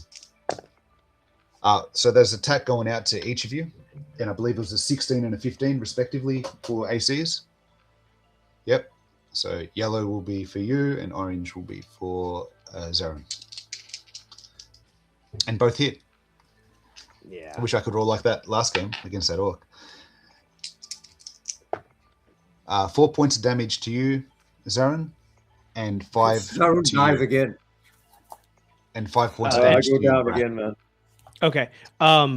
Roxy, so the way you're you have a question here. It says, I need help. Do I have to claim after my turn that I want to hide so I can use backstab the next turn? You use your action to hide. So if you attack, you can't hide in the same turn. Yeah, so next turn you could hide. I take 5 points of damage and I go down as well. We have 2. Both Just dwarves wanna- got hit, fall down. I just again. want to confirm something. Last game, we had players using, might have been the game before, we had players using their luck tokens to reroll the attacks of the enemy. I know that's not in the rule book, but we were doing it. Yeah, Do we wanna use that or not? I Or want is to that I want to just stop fine? using that. If I let that happen, I want to stop that happening. Great. I think that might have happened because people were like donating Yeah, or yeah, something. yeah. That's what yeah, it was. I don't want to do that Cool. for the most part. Yeah. So the front line goes down. It's your turn, Brack, and I'm going to be rolling your -2 Constitution Yes, death come time. on, -2. Fizzleboom, what are we doing? I am. Bear in mind you're at the back. We've proactively hit the deck even before you said your name. Yep. Yeah. I don't know if I can without hitting you guys. All right, Vic, I'm gonna lay it out there. Can I lay a fireball on the enemy without scorching the 2 dwarves? Well, I will say something. If you were to blast those first 2 in front of you, you would be hitting your party. But if you were to say go for indirect fire at a location, since it is an area of effect, you could hit them. You could aim it in a way that. Can I Since you lob would it know- at the back, like shoot it down the hallway to hit him from behind, sort of thing? So, fireball. Let me just have a look at something real quick. It says you hurl a small flame that erupts into a fiery blast. And what the fiery blast? What's the size of that? All creatures in a near-sized cube around where the flame lands take 46 damage. So roughly a 30-foot cube. So if you were to say aim it, because all of the beastmen right now are inside the 30-foot cube. The 2 dwarves are just in the passageway. So if you were to aim it, say, centrally to the to the top, yeah, I would say that you could. I would say that you could. And I'm only saying that not from God's knowledge, but just from a magical practitioner who understands his spell that he's been studying. All I would right. say that you would know that. Fizzle boom! I attempt to cast fireball. We're already dead. We can't drop anymore. We're already down. I rolled low. I'm going to burn my luck token.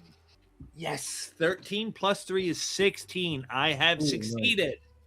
And that means they all take, well, no, I mean, not bad, but not a lot. 12 points of damage. Yeah, the room erupts into fire. The smell of burnt fur. The screams are very short-lived as the room is absolutely obliterated. Parts of beastmen spray the walls. If we were here to stop desecration, we've kind of done the opposite and desecrated things further. Although the flames are quite righteous, it's the burning away of sin. And we should rebuild later. Eee! They're all Wow. Okay, I've never actually done that to anybody before. Oh, wow. Okay, yikes. Get them up. What is my status right now? Like after all this happened? You're fine. Yeah, you're fine. I'm not affected by it. No. So they've blown up the room. You guys are still in the hallway. It's a 30 by 30, say, area of effect, and he's aimed for the center of the room. You guys might feel a little bit hot as the flames sort of lick your face, but you're not affected by it. Since I'm with my magical leather armor, like, do I feel special from other? Like, am I different? Do I have a bit different feelings than other people? Well, no, you were already dry. Everyone else feels a little bit more dry now. We're more dry. Yeah, you guys that were wet have dried up a little bit from the heat, but you were already dry. So steam is coming off of our corpses. Yeah. Zarin, I'm going to roll your death timer for you. And you had a +2, is that right? +3. +3, okay, cool. So Our in boy this is room, stacked. all the eight basement guys, are they all done? Yeah, they exploded. They're very dead. Yeah, they're extremely. Where they were beast men, now they're called beast parts. And beast puddles. That would be 4 experience points. That would be 4 because there was 8 of them, and now even though there was 8, now it's times that by 4 Are the dwarves awake each. so I can gloat? Sorry, no, not yet. So Okay, let's get the dwarves awake. Let's focus on the important things because I like getting them awake so I can gloat. So maybe we'll break out of the initiative order, because It might the combat's matter. kind of over. Okay. So we'll go to It might Nick's. still matter because I can die. But Okay. we need Nicholas to heal me because I probably only have 1 turn, and it's Well, his turn. Nick's would. Oh, hang on, because Nicholas. Fizzleboom just did that. No, but Fizzleboom just had his turn, and then it goes back around to the start of the turn, which was Nick's, wouldn't it? And then- What did Nicholas do at all during this whole time? He just shuffled backwards. It won't be his turn until after your turn. Oh, Yeah. okay. Yep. So, Nix, did you want to do anything? You can stabilize or whatever you like. Oh, we can't. Oh, I hear can also try to stabilize. Then I will do it. you. I will. Zaron. Jaroon. Jarun. Sorry, Jarun. Zaroon. Stabilize. What role? What ability is this? I believe it's an intelligence check of 15. I have a 7. Sorry. Shoot, did I miss a turn? Could I have helped? No, You blew everybody out. You saved the day with your fireball. I did the fireball. That was my turn. Okay, good. I was like, please get up, and he just didn't react. Oh, wait, you did Jaroon because you already rolled Jaroon's death timer, right? So Yeah. it's Nicholas's turn right now. Okay, so now, Yeah, I did yeah, that. yeah. I did do that out of order though. Okay. Yeah, cool. yeah. It's Nicholas's turn. So Nicholas, looking at the two bodies on the ground, he sees Brack looking worse for wear yet again, and he puts his hand on your shoulder and he says a prayer. Why And has it's more- Taragnus? It's more of a prayer to say, God rest your soul, Saint Taragnus. Goodbye. No. All right. He tries to heal me. I'm guessing he loses his healing spell. Would Nick have a luck token? I don't know. No, he's not a PC. You do not get to save me here, Vic. All right. This is my destiny. But I have my luck token, and I might have 2 turns. We don't know. Definitely get 1. And I get to roll my d20. And if I hit a natural 20, I get to jump up with 1 hit point, ready for action. Are you guys ready for this? Here we go. I got a natural 1. I'm going to use my luck token right now. Come on. I got a 7. I do not wake up. Fizzle boom! I'm going to try and stabilize Brack. I might be dead right now, actually. Well, Because I get one. If it's a 1, that's my I turn. rush to Brack and see if he's alive. If he is alive, I'm going to try and stabilize him. Is it the whole turn, or is it just when it gets to you? Because I think you have 1 turn to be saved, wouldn't it be? I guess it would go around, but when it comes back to me, I'm just dead. There's no roll. I just die. When it gets back around Yeah. to you, because this is Okay. this is the turn. So you might be able to be stabilized, and you've got no luck tokens left, Jack. So you can stabilize him. All right, Yeah. I'm gonna try it. I need a Zarin. 15, but I got a +3 on the intelligence. So here we go. Come on, 15 Fizzle on the Boom. die. I did it. Oh, It's Fizzle stable. Lucky. I am so lucky. Okay. I I'm unconscious. am the greatest hero you have ever met. I'm unconscious. I can't hear your gloating. I'm saying it anyway. I'm whispering it in your ears. You're gonna sweet. In your coma, you can still hear me. Dreams. I'm gonna spread butter all over you later. Next. If so he is stabilized. I am. Do I? Mhm. There's no way that I do stabilize to make you come back, right? Because I Oh, don't. he's you can help. stabilized. You can help Zaroon though. Yeah. Okay. Yeah. So Yeah, I so, want to yeah. try again, and I'm gonna pray for him, even though he's not a lawful Set Dragons kid. Oh, I rolled a natural 20! I rolled a natural 20! Oh, thank Awesome. goodness. Thank Oh, goodness. so I'm stabilized. I do it. Yeah, you do it. You do it all right. I guess my God you just gave go me in there. power. Yeah, you feel like Saved me from dying. When- Will when say you're- Magnus. when you're trying to stabilize him and deal with the wound, it's almost like you're not thinking. It's almost like something else is moving your hands for you and getting everything to the right places, and just unnaturally for you, you just manage to just stem the bleeding and keep him alive. He's unconscious. Now, with a natural 20, would we go with? Is there anything? That's your when- call. I would probably say yeah, he's up. He's awake.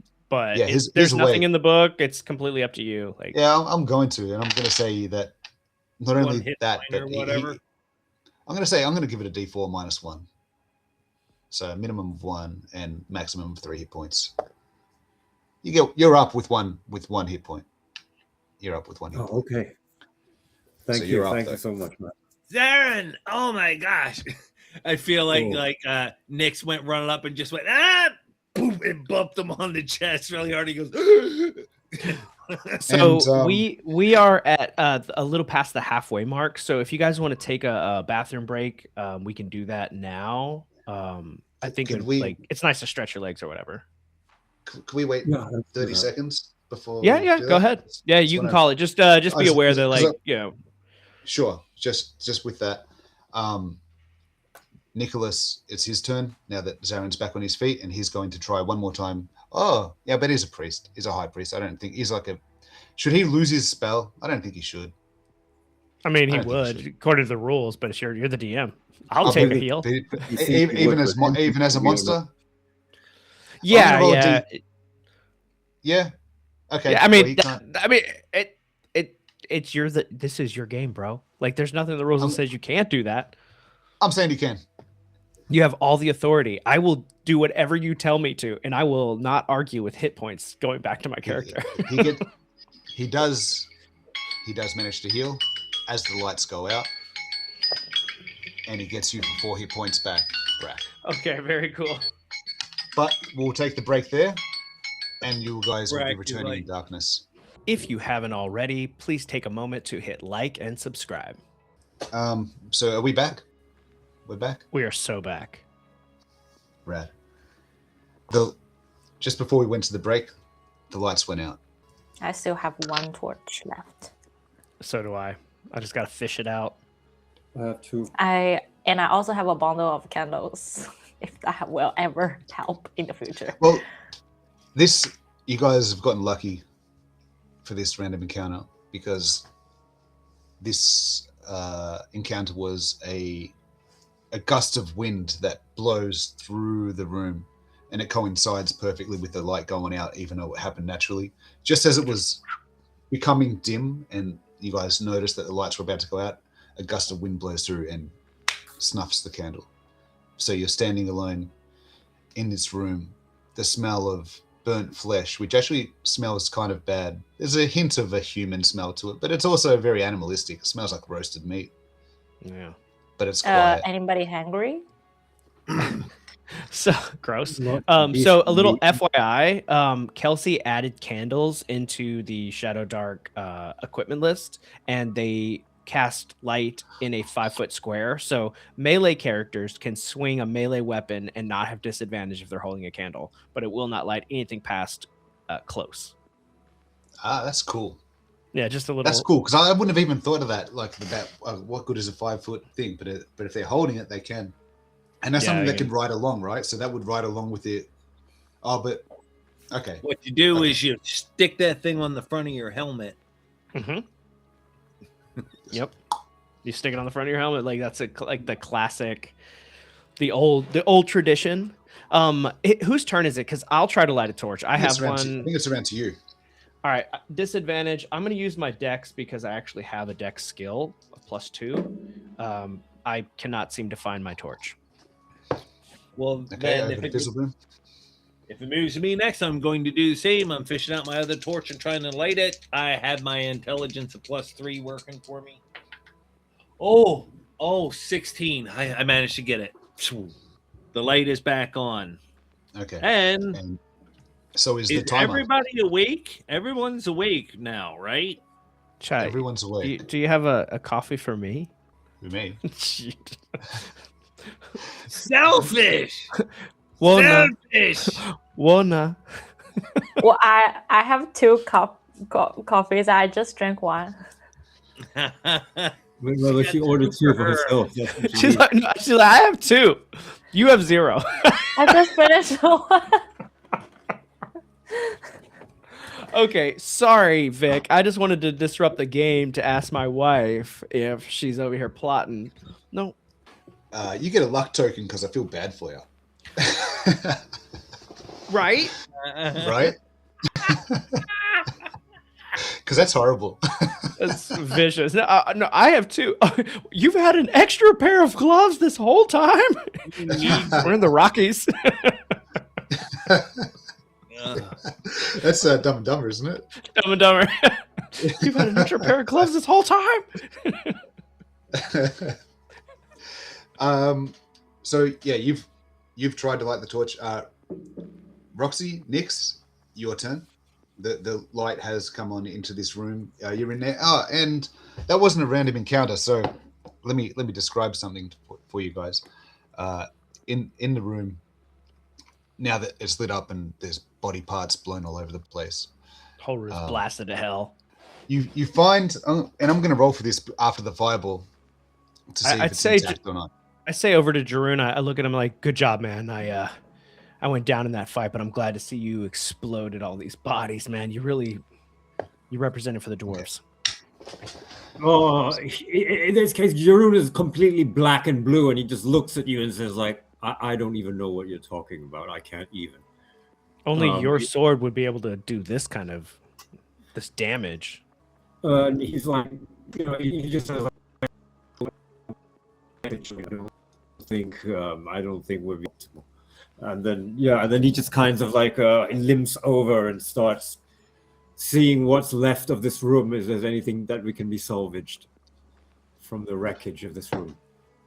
As you look around the room, the strewn body parts, the destroyed weapons, you do see, and I rolled for this, that it wasn't destroyed, a copper and gold mead tankard. It's a drinking vessel, and it's adorned with little scriptural things in the common tongue, but kind of like an old common tongue.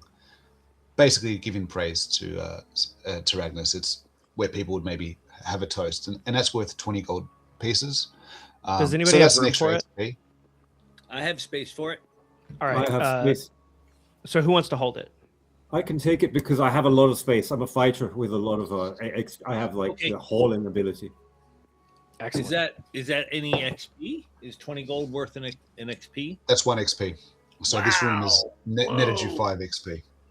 And I'm guessing that there is, in this room, I think there is probably a door on the west wall, which connects to the southern door on the first room that we came in. Am I mapping correctly? No. Well, No. you might be mapping correctly, but no, there isn't. So, well, maybe we can just look for some other doors in here anyway, because Samsonite standing around. That was way off. Way off. No, but there is, as you're coming into this chamber from the east, again, it's a 30 by 30, and at the center of each of the walls, there is a passageway. No doorways, all passageways. One going further west, 20 feet, and then takes a turn to the right. The one to the north goes up 30 feet and then over to the west. And the southern one goes down 20 feet and then also travels to the west. So you've got 3 options unless you backtrack.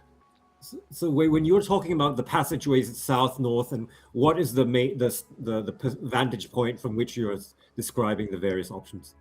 So if I'm we're saying in the if we center was, of the room. or even because it's a 30 by 30, right? Yeah. And there's a passageway going each way. Oh, okay. There's a passage. So we just came in from the east, and then there's one passageway going to the north, one to the south, and one to the west. Can we check the north, because I think that will connect with the first room. I mean, I mapped this out. I don't know, like maybe it doesn't, but like, can we go through the north first? Sure. Well, who's the caller? You're calling? We decided that like in Shadowdark, a caller's position is like more, let's just kind of keep moving, not really like here's what everybody's gonna do, because it's different than AD&D, and I think Jack's right. So all right, cool. Well, and I think that the caller does serve a useful purpose, because it's then one less thing the DM has to do. He's like, okay, it's your turn now. It's your turn. Let's keep things moving. Let's maximize our time here. Yeah, sure. And just so you're aware that magic, after you went down, any magical weapon spells, they've all come to an end.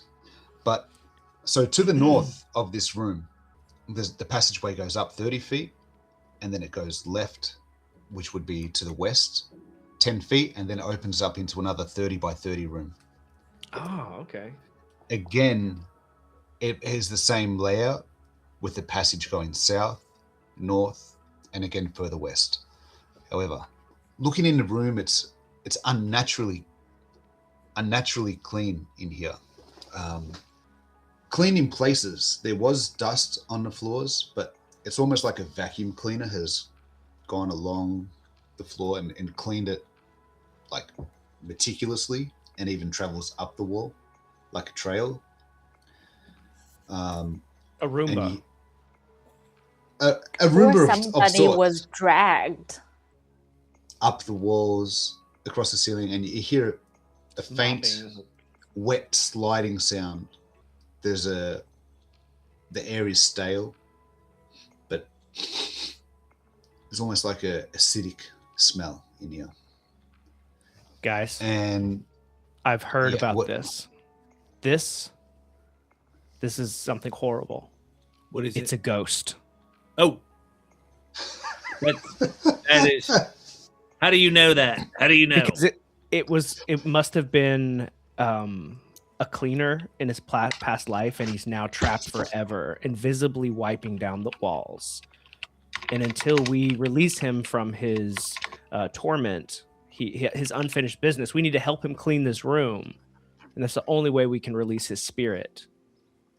So I the have ghost a used to be ghost a out in my house house. cleaner. Theory? Yeah, I have an intelligence of 8. This is a boy, ghost. We make a pair. By the way, can I ask like Priest Nicholas to try and heal me as well, because because before the combat starts, if there is one, I'm on 1 HP, so I'm not much help. Is it possible for Priest Nicholas to try and heal me again? Nicholas can? Yeah, sure. I'll go with that. Just give me one moment.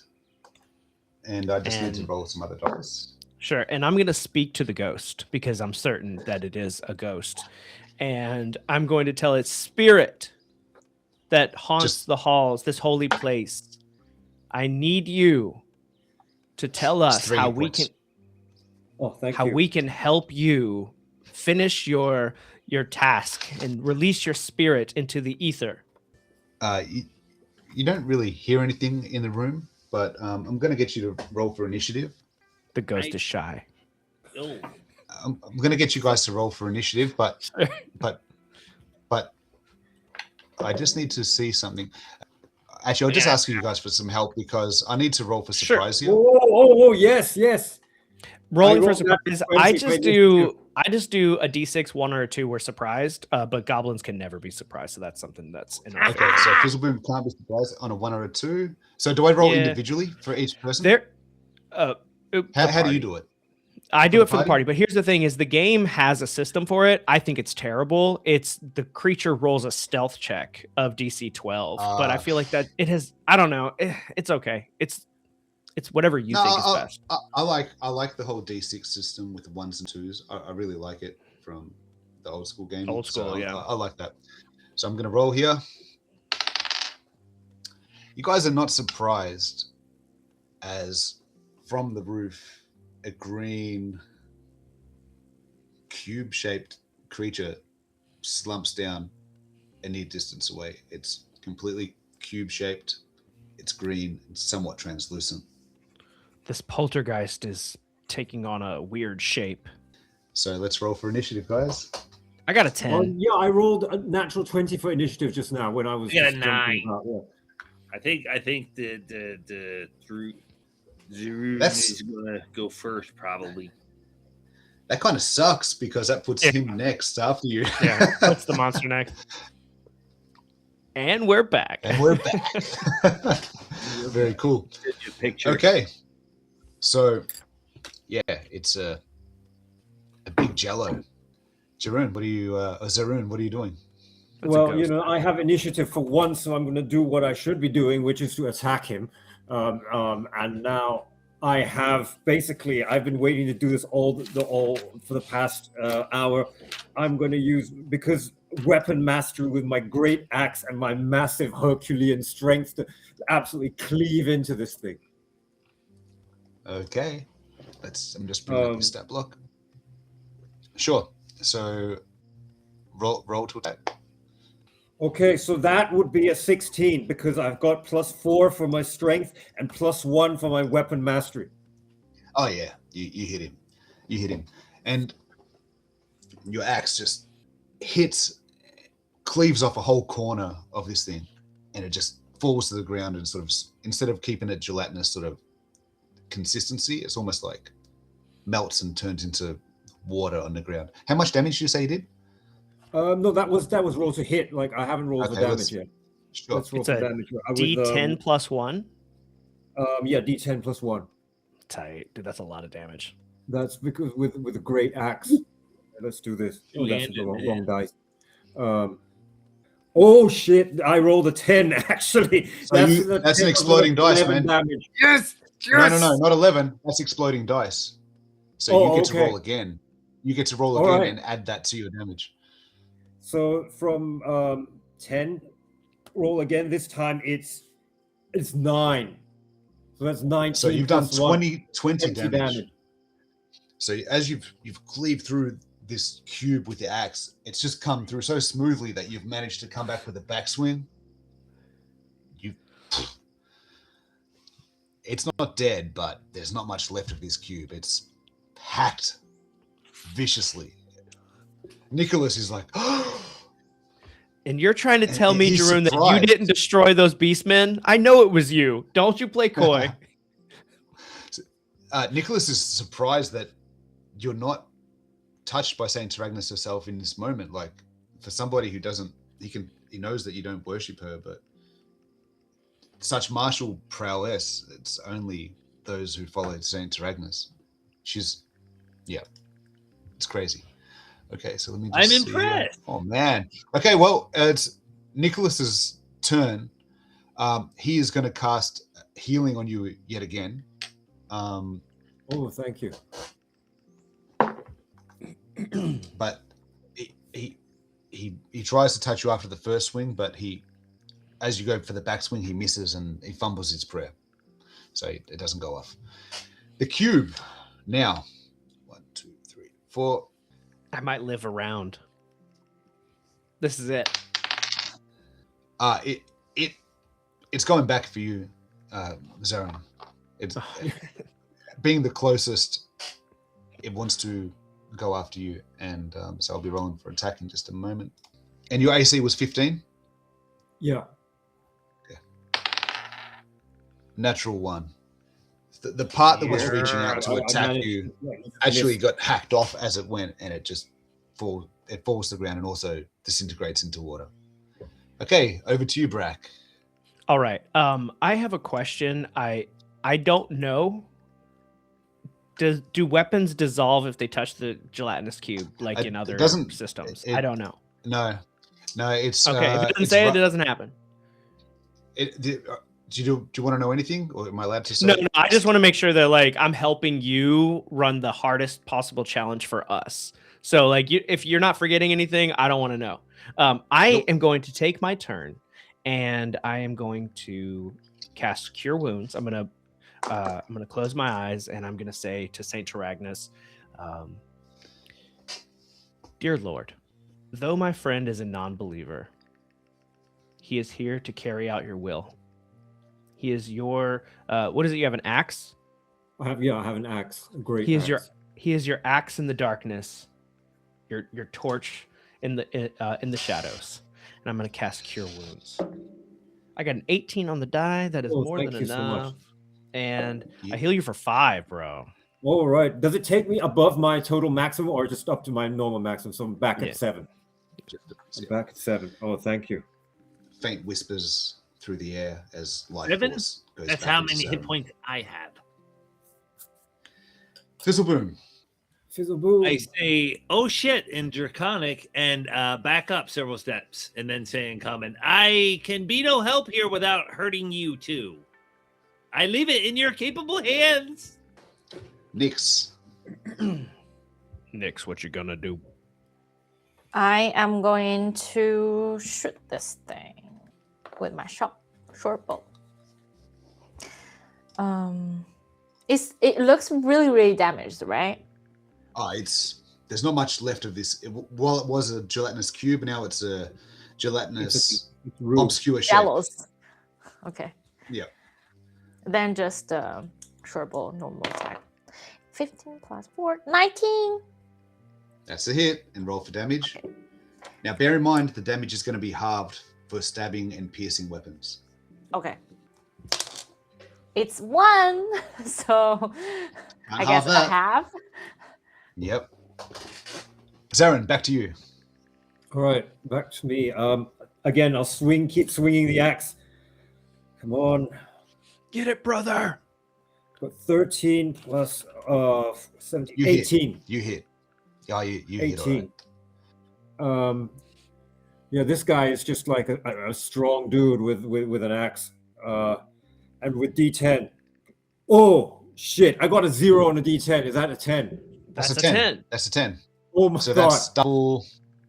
You roll So again. Roll again. Okay. Roll Plus again. Yeah. one. Anytime you get a 10 on the die. 8. So that's like You got 18 plus one other one. That's 19. You hit for 19. The That's gelatinous got cube turns into a gelatinous puddle as you Yes. finish this thing off. Essentially single-handedly. Yeah, I have guys helping me. Like, Bitterly an Tell inconvenience. everybody in the tavern about this. How many That's- XP have we collected all the way? Dwarven Fury. That's a level 5 creature, by the way. Okay, very nice. Yeah, so that'll be 2 XP. And if it was a random encounter, then there's a chance for treasure. If not, then it was just if you put treasure there. It's yeah, that's right. And yeah, So we yeah, have ask. 7 in total for now, like in the whole journey. Is that correct? 11. Or 11. Okay, yeah. sorry. I And know so I'm you was- missed something. Mike, you were saying that the XP can keep accumulating, but you can't level twice. Is that right? Right. Like Yeah, once you you can hit- just keep. Yeah. Right now I have 11 XP out of 10, but I have to train to get that 10, and then I'll have that 1 for my 1 out of 20, basically. So this clean room now covered in like a green ichor all over the floor, slick under your feet. You find an arrow, which was shot from Nyx, and in the center of the room where the cube was is a small dagger, and it's dull and mundane.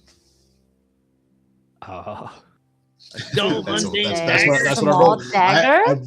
I rolled a 1 for treasure on that one. So I'll take it it. can still be thrown as a projectile weapon. yeah, but takes up 1 slot. So if you got the room, Oh, okay. Yeah. It's not as good as shooting arrows. so where were we? I'll Where's take my, it. I can always use a spare. I considered buying a second one. Now I will throw the junk knife first there it is. because I have lost- a I lost- mighty -3 to hit. I lost the dungeon for a second there, but I just found it. Okay. So yeah, you're in this room. Again, same setup as last time. A passage to the north goes up 20 feet, turns left. A passage to the west, 40 feet, and then you can see the opening of another chamber. And a passageway to the south that then turns east. It goes south 30 feet and then goes east. I am the worst dungeon mapper ever. I just keep looping everything back into the same room, and so I should not be the mapper. I know that about myself as a player now. I cannot be a mapper. I am not a good mapper either. No, I think my Roxy's map's trying to keep up really with it. messed up. I have to My do map is multiple- so messy right now. I have no idea. I don't even know Graph where we are paper- anymore. Graph paper is a must for this sort of mapping. Yeah. So yeah, Clean I don't even know room where we are. With Yeah, I'm exits to lost. the north, west, and south. Mhm. Where All right, do Joe, we you're wanna gonna go? you're gonna have to call where we go next because my map, I don't even know where we are on this. Like, yeah, I have no idea. I think we're really close. If we go north, I think like we're close back to that room that we first came into, but I just don't know. Yeah. I don't know, man. I'm inclined to go west because we haven't been heading west much this whole time. Let's I do like it. the sound of it. That's a process of elimination. Lead the way. Yeah, let's head from the clean room west towards the other room that's on through the passage. And I'm going to attempt to heal myself because I am not at maximum hit points. Does anybody else need healing? All right, it's just for 1 hit point. I might lose the spell, but I don't want to. Can you ask Priest Nicholas to heal you instead, so you don't have to lose the spell?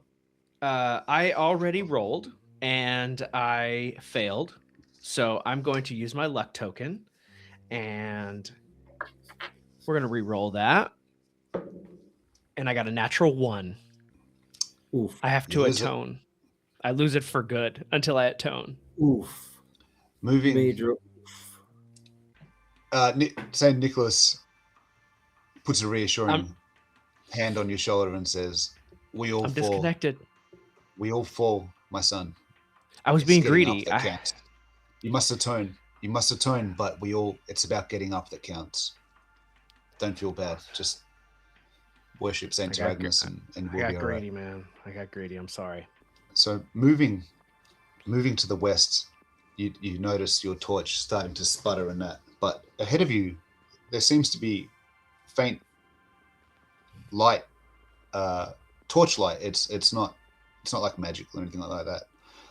As the room opens up into, yet again, as you could travel 40 feet, another 30 by 30 chamber, you're creeping forward quietly, and you can hear low voices murmuring tensely. You can't see anyone yet. You haven't stepped into the room, but you can hear voices in there as your torch Nick. goes out. But you do still have light. You do still have light in front of you. You guys are not engulfed in darkness, but you can hear voices. Okay. Nix, do you want to sneak up there? Our light went out. They have light with them. You could sneak up in there and see what's going on. Tell us what's happening. What do I get after go there by myself? Well, we get Well, information. you're just a little bit ahead of them. You wouldn't be having to travel far. There's only 30. Okay. The passageway itself is 40 feet. So you would be getting closer to the light. You'd be leaving them in the dark. I will just ask, does anyone speak Orcish? You can hear murmuring, but can anyone speak Orc? Okay, that's cool. So do you creep up? Yeah. Yeah? I do that. So What give me a stealth check with advantage, because you're in the shadows and they seem preoccupied.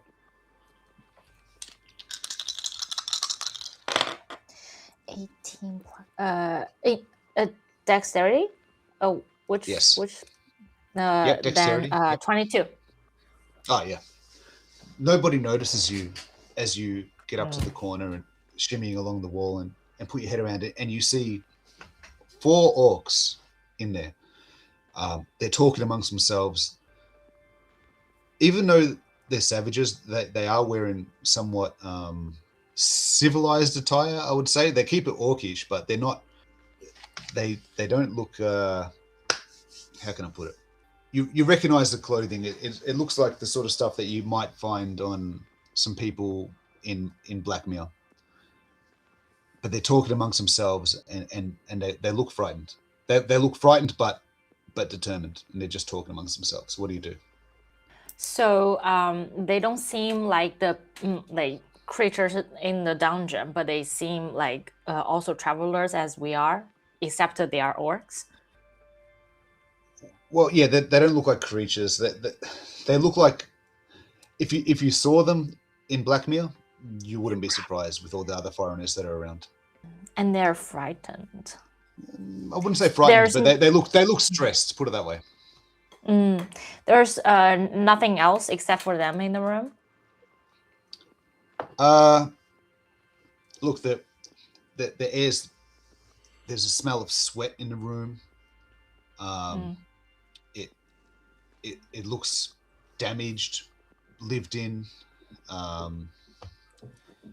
There's not much more to it than that, really. I mean, well, since you haven't been detected, you do see amongst they've put down some of their gear, and you see 3 warhammers, somewhat wrapped up, or there's an open blanket with these 3 matching warhammers sitting there on the ground. Apart from that, it's just their gear, and they're in a huddle talking to one another. And the rest of the party is back from you. You've gone ahead from them, so they don't know what you know. They can't see what you see. I will sneak back and share the information to my crew, and discuss if we want to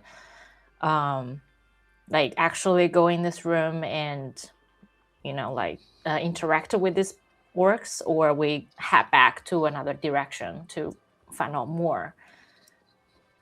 Orcs What do you are guys more think? likely to think So you they're do that. chaotic. I'd rather just kind of sleep on them from here, and then we can tie them up and interrogate them and find out what they know. Yeah, I don't like orcs, but if we have a way of finding out what they know, I think we should at least try. Then let me try and sneak closer. Can you get me closer, Nix? And I will try and cast sleep on them. Well, I can go there with you, but I don't know if I can make you stealthy as I am. Don't worry. I'm like the knight. Us goblins are very stealthy. I'm going to try and sneak over to them, Vic. Yeah, you can roll for that. I will have you roll for it, since you're not a thief. I am not a thief. This would But be but dexterity, I'm guessing. it will be dexterity, but you're going to follow Nick's forward. So it's going to, instead of being a 12, it's just a 9 because you're kind of following her steps. I'm going to say that you've seen how she's done it and you're being careful, but there's no advantage here. That makes up for my dexterity penalty. Oh, 15 on the die becomes a 12. I made it. So you go in there and you throw a cup of chamomile tea over them, and they all fall asleep. Ooh, fizzle. Oh, I didn't. And I will. I didn't make a spell casting check. That was my. Oh, that's spell just check. okay. Yep. But Sorry. my spell, the spell casting check all day, 21 all total. Nice. So yes, they fall asleep. Okay, make sure that because I don't have no luck to a spell failure there would be bad. We can get rope. I'll use the rope and help you to tie them up. Yeah, So as long as we don't jostle them hard or actually hurt them, they won't wake up. We can tie them up and even talk. What we need is the location of the. Is it an altar that we're looking for, Vic, to cast this blessing on? Yep, it is an altar. Yep, it is. Okay, maybe they know where the altar is because we're running low on time and we haven't found the altar yet. So if they know where it is, then maybe. Then you're right. Very, very quickly, let's search them, strip them of all their stuff before we wake any up and interrogate them. All right, let's pull them off because again, we know they at least have torches. And what Nick said is correct. We can infer from that they're from the surface because they have to have torches. Mm-hmm. So okay, so you're going to wake them all up, or you're just waking one of them up? Or? Just one. Pull them off away from the others. Make sure he can't move, touch any of them, and wake up. Hey, wake up! I speak to him and come in. Good day, sir. My name is Fizzleboom, and I was wondering what brings you down here today. I jump on the floor like this as soon as I hear Fizzleboom. Say Fizzleboom. Very good. So the orc wakes up and what is he doing? Speaks back. He's like, "What?" Hearing you speak in the common tongue. First he curses in Orcish, but then in a broken common tongue, he is able to talk back to you. He's like, starts looking around, and you can see that he's tied up around the things. Like, what? And sees his comrades on the floor, and he's just shocked at first. He says, "What did you say?" Beware, I am Fizzleboom the wizard, and I have put my magic on you, and you will tell me what I need to know, or you shall surely die. I am going to roll for... I'm going to roll to see the reaction in this case. I'm going to give you a +2 due to the circumstances. Let's have a look. My charisma is only a 10, so I can't... Okay.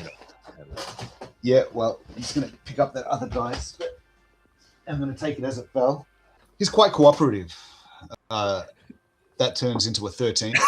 And I think he doesn't really have much choice but to be cooperative. And he says, "Hey, didn't expect to see anyone else down here. If you help me, I'll tell you whatever you want to know." I will let you live if you tell me everything you know, and we need the location of the altar. We need to know the location of the altar. Yes, that's it. We are down here for a purpose. You're here for the altar too, aren't you? Are you a worshiper of Saint Taragnus? What are you? We were paid to come here. Zarin, give him the axe. You're gonna kill him. So, wait! Don't kill him there. I mean, I walk up there with the axe, but then I look at Fizzleboom like, "Oh, I need to ask him why he's here." Wait! Oh, we were paid to come here just to send a message to those stupid Taragnus followers. We didn't know this would happen. We were just here to just to send a Did message. you put the gash on the statue in the entrance? Yeah. What do you expect from an orc? You send us, we hit it. I Clan will Thraxus have will you do. brought up on charges. You're gonna have to pay You for that. are going to stand tall before the man.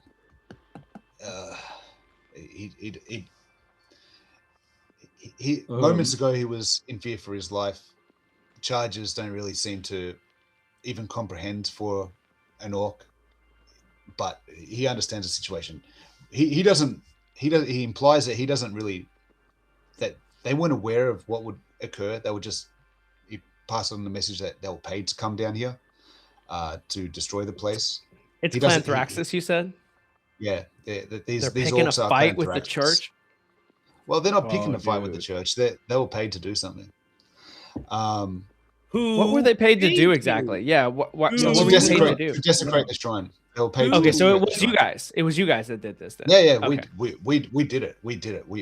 But And who what paid you to do it? once we, all I can say is they were wearing masks. I don't know who they were, but they were wearing masks. And what did We they took pay the you? coin. What did it take? Well, they said we haven't even been paid. We were going to get paid once we return. No. We were given access, and Not just degenerate, but stupid too. he looks angry, but he can't really do anything given his circumstances. Look, let us out of here, and I'll tell you whatever you want Let's to know. find out where the altar is from him. Like, can you ask him? If you've like, where- desecrated the altar, then we need to know where it is. He looks around and he can't see his leader, but from what I remember, it was south of here. It was south of where we are. We came. That was the last place that we came from before all hell broke loose. We weren't told this would happen. We were just told to go in here and mess the place up, kill the guards, just destroy the place. But and we were doing that. But when we touched the altar, everything changed. You killed the guards? Horrors. Yeah, we killed the guards. We're orcs. What do you expect us to do? What, have a chat with them? I stab him. He dies. Well, you All right. could have let him tell I us drag what another happened, one you know, over. Fizzle. Well, I attempt to. I'm pretty beefy for a goblin. I drag another one over. Fizzle. Stop. This is the lawful thing to do. We They already still have them are arrested. And deface the temple. We still have a mission to complete. We can't just We do need to save the altar. Yeah, and find out what happened when they touched the altar, please. I you know, at least we need to know what we're walking into. So you wake up the second orc. What? He says, "Who are you? What?" Yeah. But he can't speak. He can't speak common. He just says zog zog. Yes, exactly. I try goblin with him. Does he speak goblin? Oh, how do you do? Oh. Yes, do you see your friend here? Yeah, he looks over.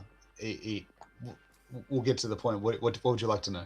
He understands that you mean Where's business. the altar?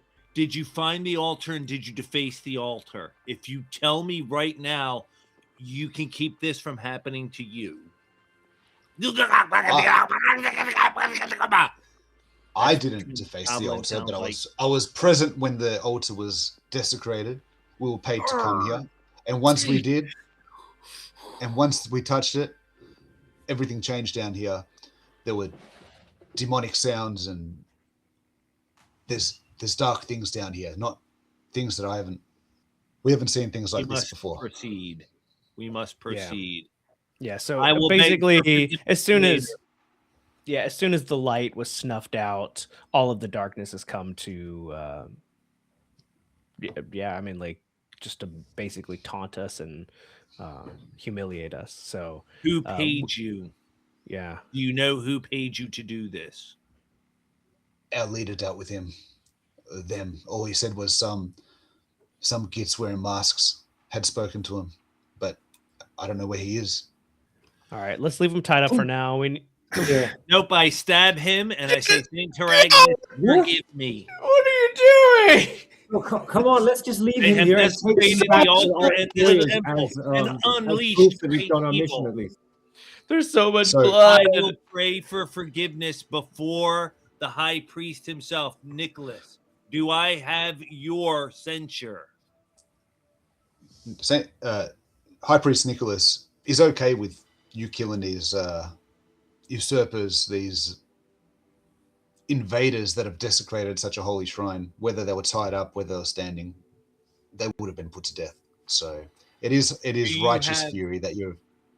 Do you have any Unleashed upon reason to think these other two present any useful intelligence to us, or do we need to be done with this and move on?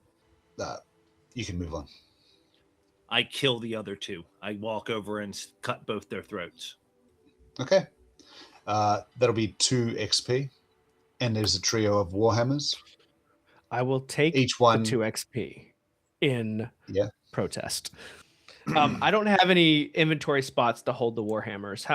Are they worth I have something? inventory or- spots if you want I can hold Yeah, them and sell them, give them to you later or whatever. What about torches the- or any other gear? They had a torch when we showed up.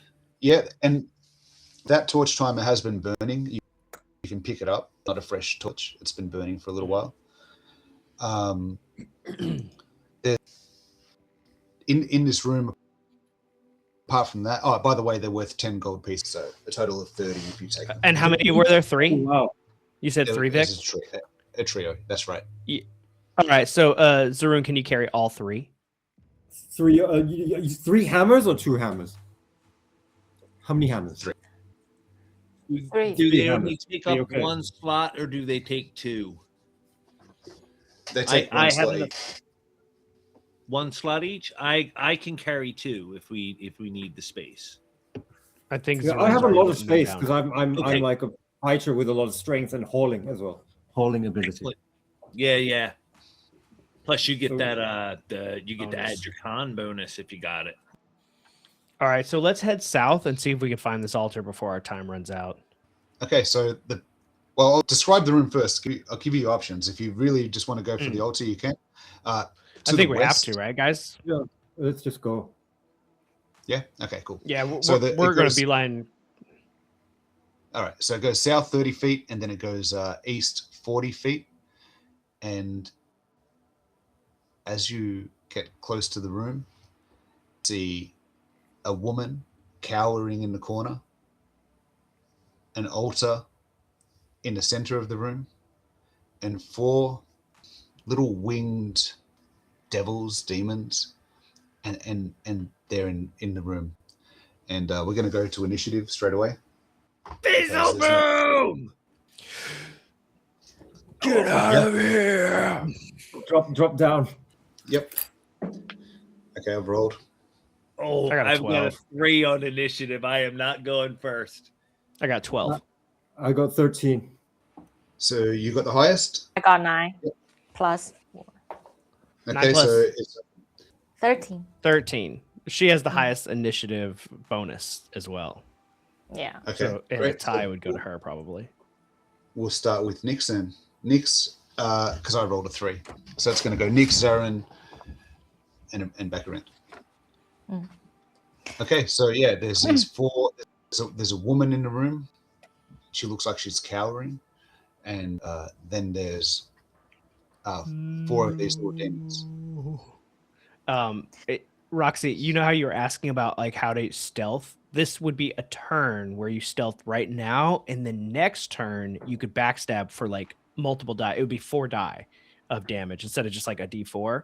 I'm not saying that's what you have to do, but like if that's what you I want to. if you that's how it works if you want to do it. Okay, I want to And- do it. So I will take my turn to hide. If she can hide. But Yeah. you'll have to clarify that with Is Vic. there anything in the room that I can hide? Well, you have, let's say you hadn't come around. Yeah, I mean it's up to the situation. Yeah, I'm just, it depends. I would say that maybe you didn't come around the corner yet, and maybe they would allow, if everyone else comes around the corner, they could be distracted. So I'm going to allow it. Yeah. Maybe 1 round or something. Yeah. Yeah. That seems Yeah. solid. Yeah. Okay. Okay, so you've hidden. Zarin, what are you doing? Okay, so I'm standing at the entrance of the room. Is it a square room with just these 4 of these winged demons and 1 cowering woman? So north to south, or I'll go east to west, it's 30 feet, and north to south, it's 40 feet. Right. And in And the, then there's one in altar. south eastern corner, there's a doorway, and there's an Eastern altar. corner, there's another doorway. Yep. Okay. And there's like on the oh, man, this western is wall. Yeah. On the western wall, it goes a further, like a little relief, goes down another 20 feet, but terminates. Oh, okay. Sure. So it's a pretty long rectangular room with a door on it's the 40, southeast. 40 feet long, north-south, but on the western wall, it goes an extra 20 feet by Right. 10. So it's just an obscure shape. All right. Anyway, in this case, then, man, I think I'm gonna stand. Have they seen me, the demons? Oh, yeah. They've seen you. They have seen me. Okay, so I'm gonna do what I usually do. I'll back into the corridor, make sure they don't all come at me at once. I don't want to be swarmed by 4 flying enemies all at once. And I have my axe, my shield like this, and I'm talking to the other guys, and I'm just saying, what I see in front of me, and that there are 4 of them. This is where their position is, and I'm just hoping that I can hold my ground and only take on one of them at a time. Mm-hmm. Okay. So you're gonna stay there? No, I'm not. I'm gonna stay there, because if I go inside the room, they're gonna swarm me. Right. Yep. So we're still in the hallway. Yeah. Yeah. You're at the threshold. Yep. Okay. Well, I guess. And who's next to you? Would that be you again? Yes, I am next to him. What about Priest Nicholas? Behind us. Is 1 step behind. Okay. So seeing No, that I was hoping he would react or say something when he saw the altar and in the room. Vic, I have a question. If I purify this shrine for Saint Taragnus, do you think that would be a reasonable atonement for having lost my spell? Kind of like they would send me on a quest to do something like this, right? So it's like, for sure. I'm serving her. Even just like penance and like a small pilgrimage or prayer or money to the church would. So this is much larger than that. This is sanctifying. Right. Shrine. This would definitely. Yeah. I got to do this then. Should you survive? Yeah. Yeah. Should right. you survive? Well, yeah. Okay, so they're gonna come forward, and they're going to. All 4 of them are now just outside the threshold, 2 abreast and then 2 behind them. I'm going to roll for the attacks again. Yellow for Mike. Well, not yellow for Mike. It's whatever comes up. And it's 1 attack each to each of you. Now it'll be yellow for Mike. Miss me. It hits you, and it misses Zarin. And it does 4 points of damage. Oh! And also, I need you to make a DC 12 Constitution check. Are you done? With my -2, I got 16 with my -2. You managed to resist the poison in this time. Oh God! For poisoned attacks. I fall to the ground unconscious. Huh? Yeah, I only had 4 hit points. I tried to heal myself, but I lost my spell, so I didn't even get my 5th hit point. So I've been unconscious every combat except for one round of one combat. Really useful for our journey today. Very just useful. absorbing all the blows. Well, he did get off a heal. He did help me with healing earlier. Yeah, I did. That's true. That was out of combat. We're gonna have to call you Harold from now on. Right. Yeah. So on my turn, is it my turn? Yes. Okay. On my turn, I would like you to roll a D4 -2. You are the most pathetic excuse for a dwarf I've ever heard of. Bro, I rolled with advantage too. Like, if this were proper 1st edition D&D, it would be illegal to have a dwarf with a con that low. Well, okay, so I just rolled. I rolled it down the line, didn't I? Yeah, I rolled it down the line. I showed you guys on the video. I just rolled it down the line. So like, just the wisdom was good. The con was bad. Actually, my int is bad. My charisma is bad, and my con is bad. Oh, and my strength is bad. But I have dex and wisdom. Weren't you supposed to roll with advantage when rolling for hit points or I constitution or did. something? I did. I rolled 2d6. I had a 2, and then the next one was a 4, -2. Right. Oh, But crap. I So also got the +2. it could have been even worse. Yeah. Oh. No, I got a 5 on the die. A 5 and a 2, so I went down to 3, and then I got another +2 for being a dwarf at level 1. So This is Right. it's an embarrassment to dwarfs everywhere. it is. But here's the thing: Zaroon is carrying us, making dwarves look good everywhere. He exploded a room full of beastmen. I think only Yes, you two that's get down exactly what happened. in this journey. Only you two. Yeah, we've been just getting battered left and right. But anyway, now that It's Fizzleboom's turn. Fizzleboom's Yes. turn, right? Maybe something massive can happen. Okay, so I am attempting to cast Flare. Flare? Yes, that is going to be the blinding flash of light. So I say, Briark, which is So your we look away while you say that. yes, and you are already dropping down to the ground.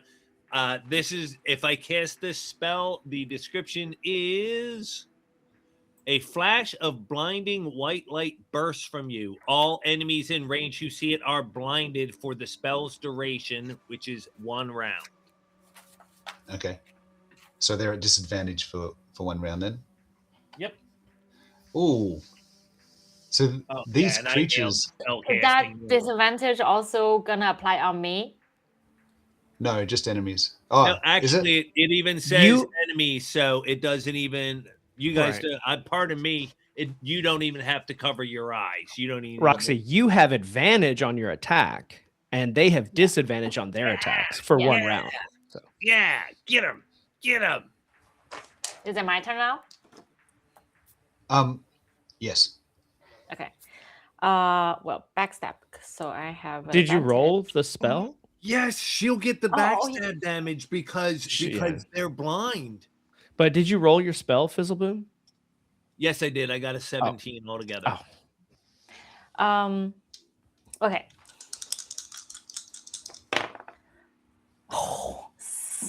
7 plus. Backstab is +3 on dice.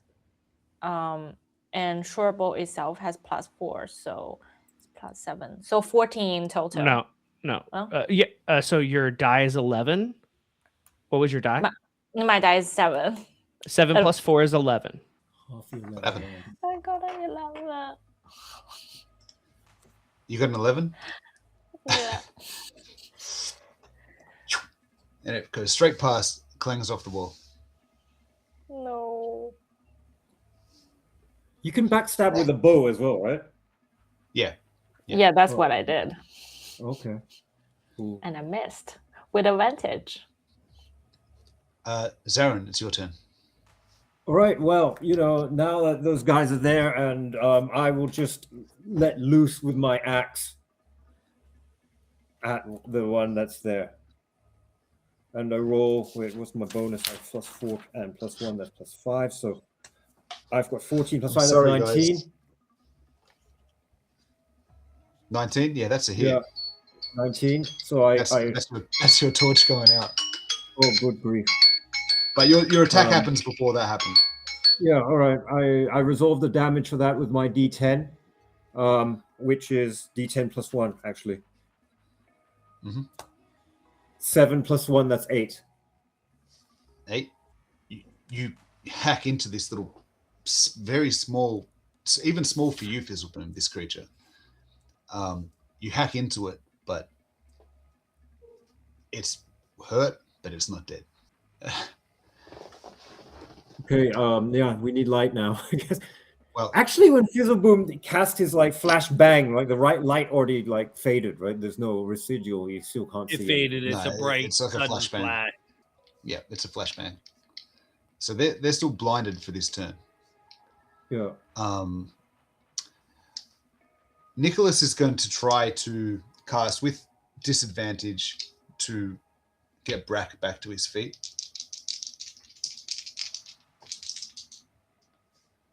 I wonder what bonus he would have. I don't know what level I've put him as. I've just put him as level 1, so I'm going to keep it at that. It's just a 12 on the die. Is level 1 spells, it's 10 plus the level? So, Yes, so it's it's 12. 11. It is 12, correct? Oh, it's 11, not 12. Okay. Yeah, 11. 10 plus Yep. the level. Well, if it was a level spell. It goes off. It goes off with a 17 and a 15, even at disadvantage. Nice. And you're getting his weaker version of the healing spell, but... Oh, and you get 4 hit points. Pretty good. It's D4 I get 4 plus hit 1. points? You get 4 hit points. It's D4 plus 1. I've got a 3 in the Oh, D4. very nice. I will take that. You are back on your feet. Just in time After that- to have them Reese. ripped away from you.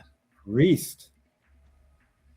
The woman runs over a little bit unnaturally, and she gazes at you, Fizzleboom. I need you to roll me a charisma check. I'm good at that. 15. Come on, baby. Come on, baby. Wait, is it dark? It's dark, so disadvantage. So disadvantage. Wait, I don't know. I even- don't know if this is. I don't think that this is a situation where advantage. The darkness will affect it. So you just need to, whatever your die is, you're trying to. Can beat I 15. even? 6. I only got a 6 on the die and my no charisma bonus. So whatever it was, I did not make it. But my question is actually with the darkness, can I even see or whatever she's doing to me? No, you can't. You can't see it, but you do feel like you just need to help her and like a deep love for her. There's something about her. Lady, sweet lady, pretty lady. I And don't know for where all- you are right now, but for I'm all- coming For all intents and purposes, you're charmed for 5 hours. Oh yeah, Oh no. Charmed is my middle name. Fizzle Charmed Boom. And she says, "What are you guys doing in here?" She doesn't say "guys" because it's not very devilish, but it's not really a woman. And She's more than a woman. She holds her minions back for a second and says, she's asking you what you guys are doing here. Maybe we can come to some sort of bargain. There will be no bargain. We will either die or you will die. Who are we talking to? What's happening? Do we have a torch? Those creatures. torch. This is still her turn, but so now we're going over to Brack. So yep. So you say that to her? Yeah, no, I'm not going to make any no compromises. I'm going to roll with disadvantage my attempt to light a torch. It's the only torch I have with my flint and steel. I got disadvantage. Oh, I saw the 19. I was so excited. I could not figure out how to light the torch. You're charmed. Fizzleboom. I'm You gonna kind of like walk her. casually on up You to kinda- where I'm gonna go forward and probably fall over because it's dark and I have a dexterity of 5. And oh, lady, please turn on the lights, and I would love to gaze upon your comely figure. So I don't know how this would really work because I mean, So just he could- would never attack her. He regards her, the charmer, as a dear friend, but the other demons he does not see, or devils, I don't know what they are. He would not see them as that. He would only see her, the caster, as that. And so you could still be aggressive towards the demons, but you could not cast a spell to try to hurt her. Well, you wouldn't want to. Below you to if you kingdom could. come. but if he wants to light a torch, he can. Oh, Sure. yes, that would- Yeah. Charm just means that you regard the person who charmed you as a dear friend. Oh yes, I have no torches. I cannot. There's nothing for me to light. Someone hand me a torch. You could take one off someone's hands if you wanted to. I'll allow for that. Okay. I have a torch. I have torches. No, Well, given the disadvantage, I did not successfully light it. So I'm fumbling around in the dark. What torch? Where? I don't Okay, see give anything. the I torch can't- back to me. Give it. I will no, light you it. hold it. No, you hold it. No. Okay, that's Uh, my turn then. I don't have anything. Do I need to roll One second, lady, disadvantage? as soon as I can see You do. you, I will gaze upon your lovely visage. Do you have a name, my lady?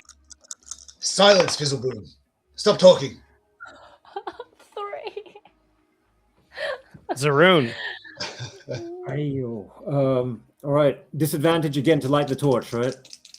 No, bro, just swing. Just kill something. Even with disadvantage, you're gonna smack it. You have like a +5. Yeah, I know, but then Kill her. nobody else can see though. Doesn't matter. We're all spending our turns trying to light the torch. All right, You well, just I'm kill gonna st- keep you're here to attacking fight. it. I'm- Yeah, you're here to attacking. fight. Just Keep kill it, attacking dude. this guy. All right, well then actually this is an even really good roll. I've got like 19 again. Lowest was 14, so 19 on the axe. Yep. Who are you axing? Who are you asking a question? I'm axing because I can't see. I'm axing whoever's in front of me. I'm disoriented because I don't know who's talking and I don't know what the hell, but I know that I'm in combat. Are you going towards the voice, or are you going towards the sort of impish sounds that you're hearing? No, are they in front of me or what? Well, they're small. They're very small. You're attacking with disadvantage. You are already suffering the effects of disadvantage, yeah, so you get to I'll choose who your allow target you is. to. I'm going to hack at the voice. Why not? Right. Thank you.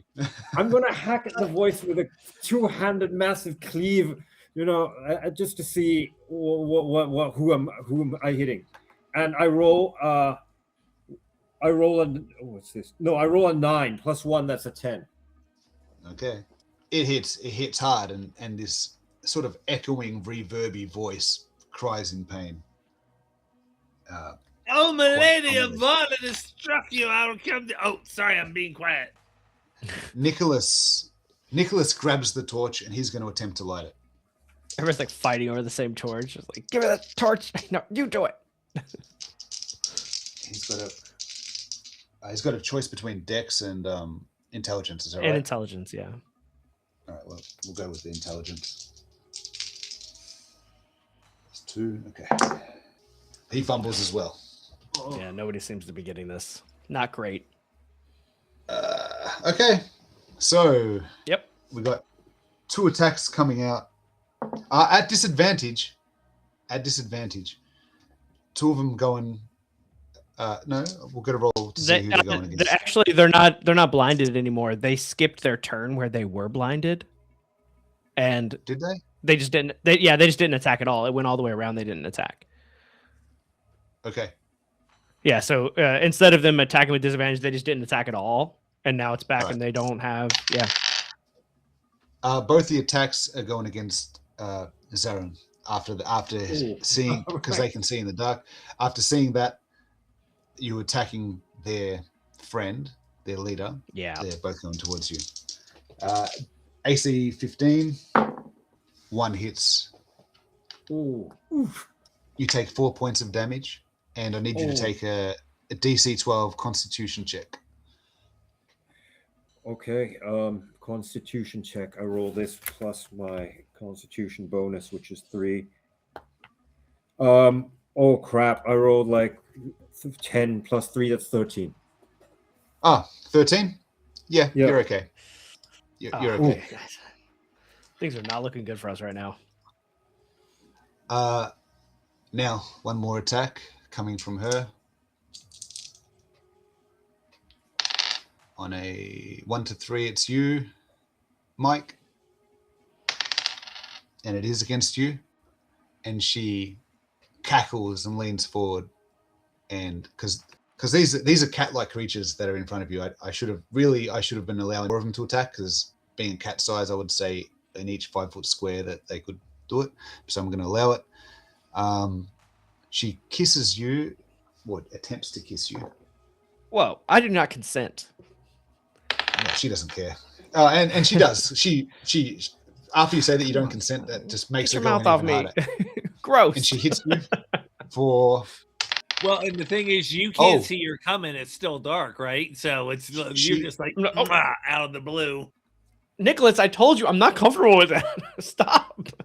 She kisses you on Nicholas. You take 2 points of damage, Oh, okay. but you also take. Oh, your wisdom goes down by 1. Oh, I hate you. I Well, really, really hate you. Should love the dice, because that's the lowest. It could have been 6. Yeah, so I'm just gonna put 17. Yeah, no, that's okay. Yeah. All right. Around to you. Yeah. Okay, here's what I'm gonna do. Fizzleboom is charmed. He's not helping us, and Zaroon's the only person who can actually wreck stuff. So I am going to. All right, I have like a conundrum. I can try to light a torch, or I can flash seed and blind everybody for another round. Look at Fizzleboom. Everybody, including us. It's only the enemies. enemies. It's actually only Oh. enemies, and that would give you sneak attack again because they're not aware of where you are. Okay. It's like an infrared light, And they would have 'cause disadvantage. They've got dark vision, and you guys don't. It Yeah. flashes them, but not you.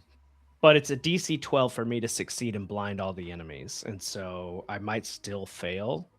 It doesn't even say what kind of. It just says 12. So I just roll the die, I guess. I'm gonna light the torch. I think it's better. What do you guys think? Should I try to blind them? I think that's the move. All right. Disadvantage. Blind All right. You think blind? It's a disadvantage. Okay, how about this? I'm gonna roll for the blind. I'm just gonna go for it. Disadvantage. I got a 14 and an 18, so both of them succeed. And the room lights up. The infrared just blinds all of the enemies for one turn. Okay. Cool. It's basically what his spell does. But he gets a better DC, I guess. All right, Fizzleboom. and then Fizzleboom. I will attempt to cast sleep. It's time to de-escalate the situation. Then we can have a nice civil conversation with this very nice lady who I want to get to know better. Come on, Are you sleeping the whole room? At disadvantage. 14, even with the disadvantage. I nailed it. Everybody level 2 and below goes to sleep. Are you angling it at us? Are you angling it at us too, or just the like? Do You I don't know. have You're blind. to hit everybody? Can I just target the enemy? I can't see. There's no light. I kind of have to target the whole area.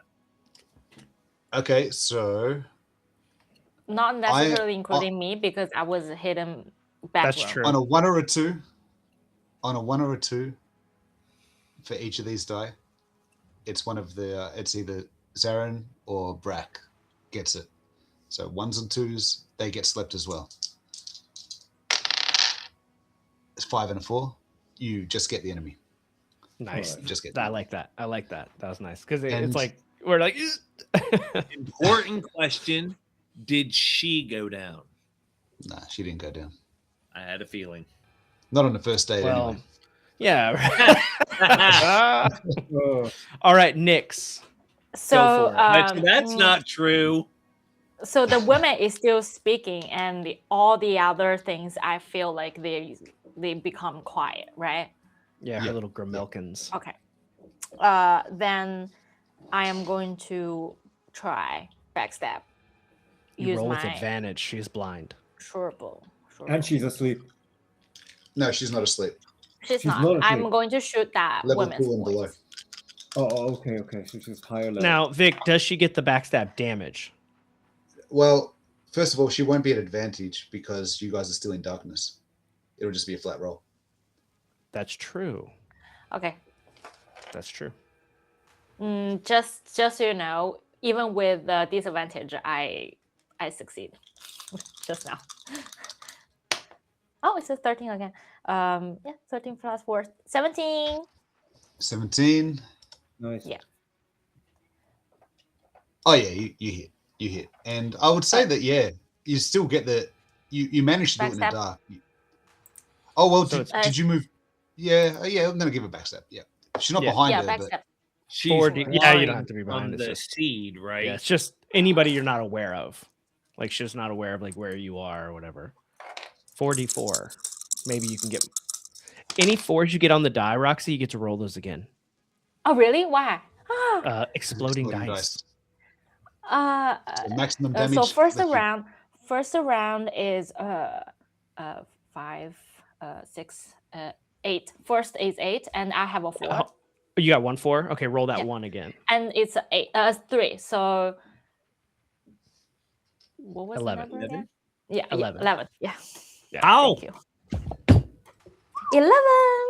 I finally Very did nice. some like great damage. for the whole 11's, session. 11's a lot. 11's a lot. It's a lot, but it's not quite enough. It's not quite enough. You hear a in that sort of reverby. Oh, my lady, are you in distress? Fizzle boom. Zoran, your turn. We're still in the dark. Guys. I'll be quiet now. We are still in the dark, but so if you're going to light it or not, that's up to you. Your advantage is canceled out from her being she's blind, but it's in the darkness, so you attack normally. It's just a flat roll, basically. Just a flat roll. Okay. That was And a great choice that you did there, Mike. I really feel like it was. And also, you haven't used your luck token yet, have you? No, I haven't. Sneaky I little boy. Swinging. So I will still swing with the axe with my +5 bonus, and let's see whether I can hit her. Let's do this. Okay, this is 16. Oh, yeah, you hit. Yep, that's okay, a hit. 16. And now I roll for the damage. 1d10 +1. Come on. Come on, Max lovely damage. lady. Max damage. Come on, lovely lady. Face some accountability. I've got like 5 plus that's 6 damage. It hits. It hits. Solid. But you don't hear a slump. Come on, dude. You don't hear a slump at all. Tough. She's tough. She's tough. Yeah. She's a tough lady. Her nickname is Nicholas. Rawhide back home. Nicholas is going to swing with his staff that he's been carrying. With given up disadvantage lighting in the torches. dark. Oh wait, given she's up. still blinded. No, She's still no blinded. disadvantage. She's still blinded. Yeah. Yeah, she's still blinded. Nicholas. He's got +1. He misses. Now it's her turn. Sorry. She's going to attempt to kiss you again, Brack. She likes the cologne. That you're I've wearing. already told her she's not allowed to do that. She got a thing for dwarves. I am not comfortable with this. Oh, but this is going to be a You're like, disadvantage "You're since nice." she's blind. Is she She's blind? blind. Yeah. Well, yeah. This is still her turn. She's right. Oh, this is the start, isn't it? No, this is the end because it started at. It started on Mike's turn, so she should She's still be still blind. Yeah, she's still blind. Yeah. Because she hasn't suffered the disadvantage on her attack roll yet. Oh No. no, that misses. Yeah, she kisses the wall. I feel her Yeah, breath kissing the come wall. towards my face. Yeah. The wall I just- loses some stats. She kisses the wall. We're not in Israel, but she is kissing the wall. Yeah. Yeah, so that's a miss. So now it's And back around it's to you. my turn. Okay.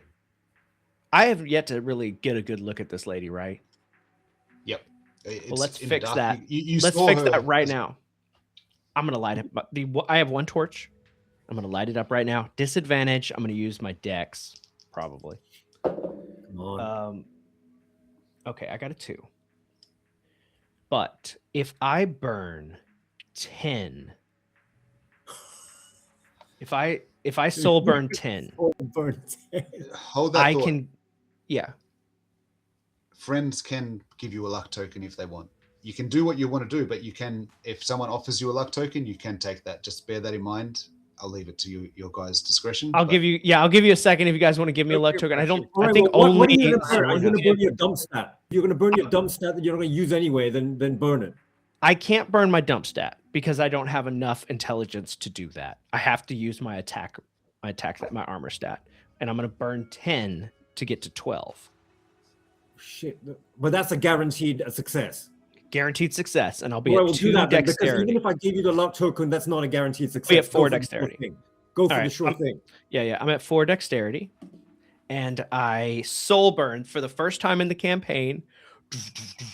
I use every inch of my power, my willpower, to find this flint and steel, to spark it up, and I bring the light into the room, just like Saint Taragnus brings the light into our hearts. And it's Fizzleboom's turn.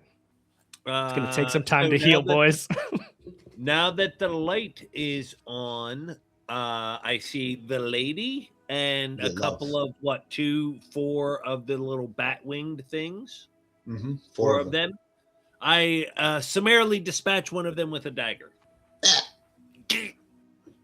My lady, pardon me. As soon as I'm done with these pesky vermin, I'll be at your disposal. Can I kill two? Completely jealous of What? anybody who gets her attention. So what you see is this woman, and she's got like quite a very feminine body, naked now, apart from a loincloth that hangs between her. But she's got big bat wings herself, and little horns come out of her head, and a sneer on her face with little red lipstick and fangs. Nix, but it really doesn't. Nix, you're Nix, up. can you kill her, please? Do I still have? I can still roll for advantage. Did you use right? your armor? Did you use your armor? She did. I she did. earlier on. Okay. Well, you can take a shot. Just a normal attack. Just a normal attack. 17 plus 4, That's a hit. 20. Roll for damage. And 1 point. still backstab. No, No that's- backstab. No backstab. 4. Oh, roll again. Roll again. Roll that. Oh, you got Roll maximum dice, damage. Yeah. Roll again. Roll that dice again. D4. 7 in total. Oh, okay. 4 and a 3. That's really good. That might do it, actually. Pull back. We're Your close. bow. You release the arrow. It flies straight and true, right into her chest. And she laughs it off before crumpling to the floor, dying. Oh, you got me, dude. You got me. The boss. She's the like- boss. She was laughing. I thought she was immune to crumpled to the non-magical damage. I was like, no. No. She's dead. Awesome. She's dead. You, Fizzleboom, you feel. At first, you're horrified. You're like, no, as the arrow's going, but then you sort of snap out of it. Ah! There's Oh my god! Oh, the 3 imps are on the I floor. need a bath after that. I need to flip my head open and scrub my brain. Guys in the room. I'm assuming you guys are just going to dispatch the imps, right? Pop, pop, pop. The last 3 are dead. You see an altar in the room, and on the body of the Cubi, C-U-B-I, Cubby, Cubi, succubus, essentially. Succubi. Yeah. Goodbye. We'll resolve the XP of the killing them first. So there was 4 imps at level 2. So 1 each. Is that right? So that's 4 XP. And she is level 6. Oh my god. That's another 3, so that should be 7 altogether just from the combat. Yeah. So you guys are basically maxed out at this point, right? Nearly. No, I'm nearly. at 20 out of 10. I'm Roxy 20 should level now. up. Yeah, she'll get to level 3 if we can get the coins. Are there any? Is there any treasure in here that? Yeah, we you do could find take? something. Yeah, you find Yeah. a wand on her body. Yeah. So it's let me just find it here. Boom. Yeah, I'm gonna snag that puppy.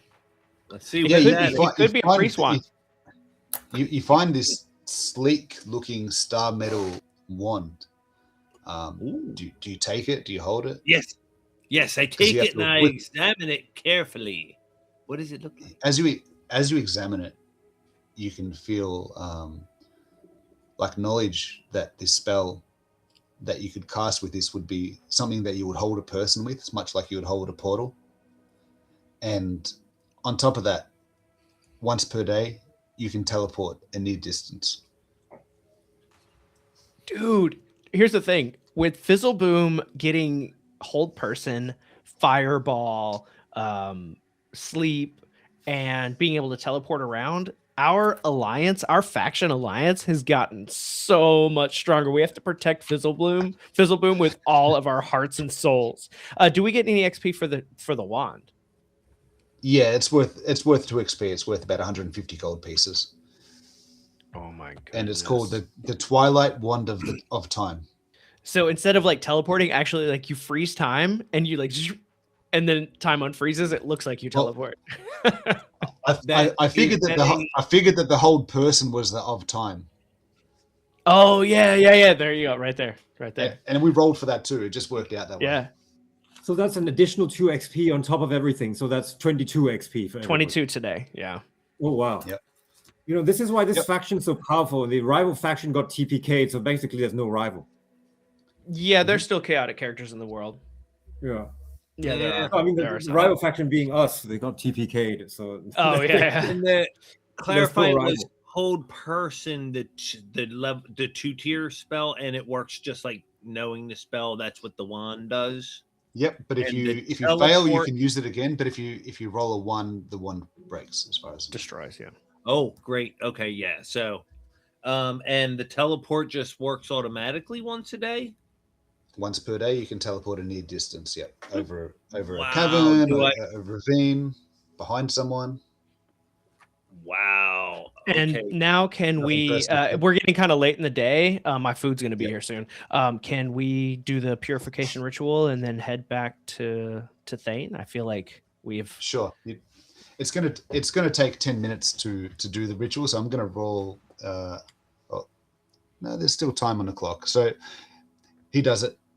He goes through his rites, and he does manage to cleanse the shrine, and he's chanting and burning incense with his sensei. He's sort of moving that around the room, and the oppressive weight of whatever it is seems to lift. The ritual is done. He's restored the order to the shrine. I'm going to roll something here to see, because you haven't explored the whole thing, and you might not do that this time, but I'm going to roll. Yeah, on a 1 or a 2. Okay, cool. I know. okay.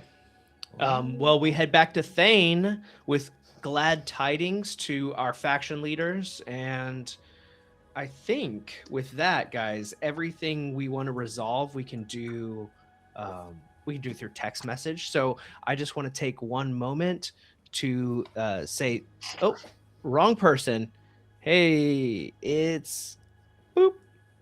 All right, here we go. I just want to say a thank you to everybody who watched for what we're over 3 hours. That actually was a super fun adventure. And I also want to say a special thanks to Vic for running this for us.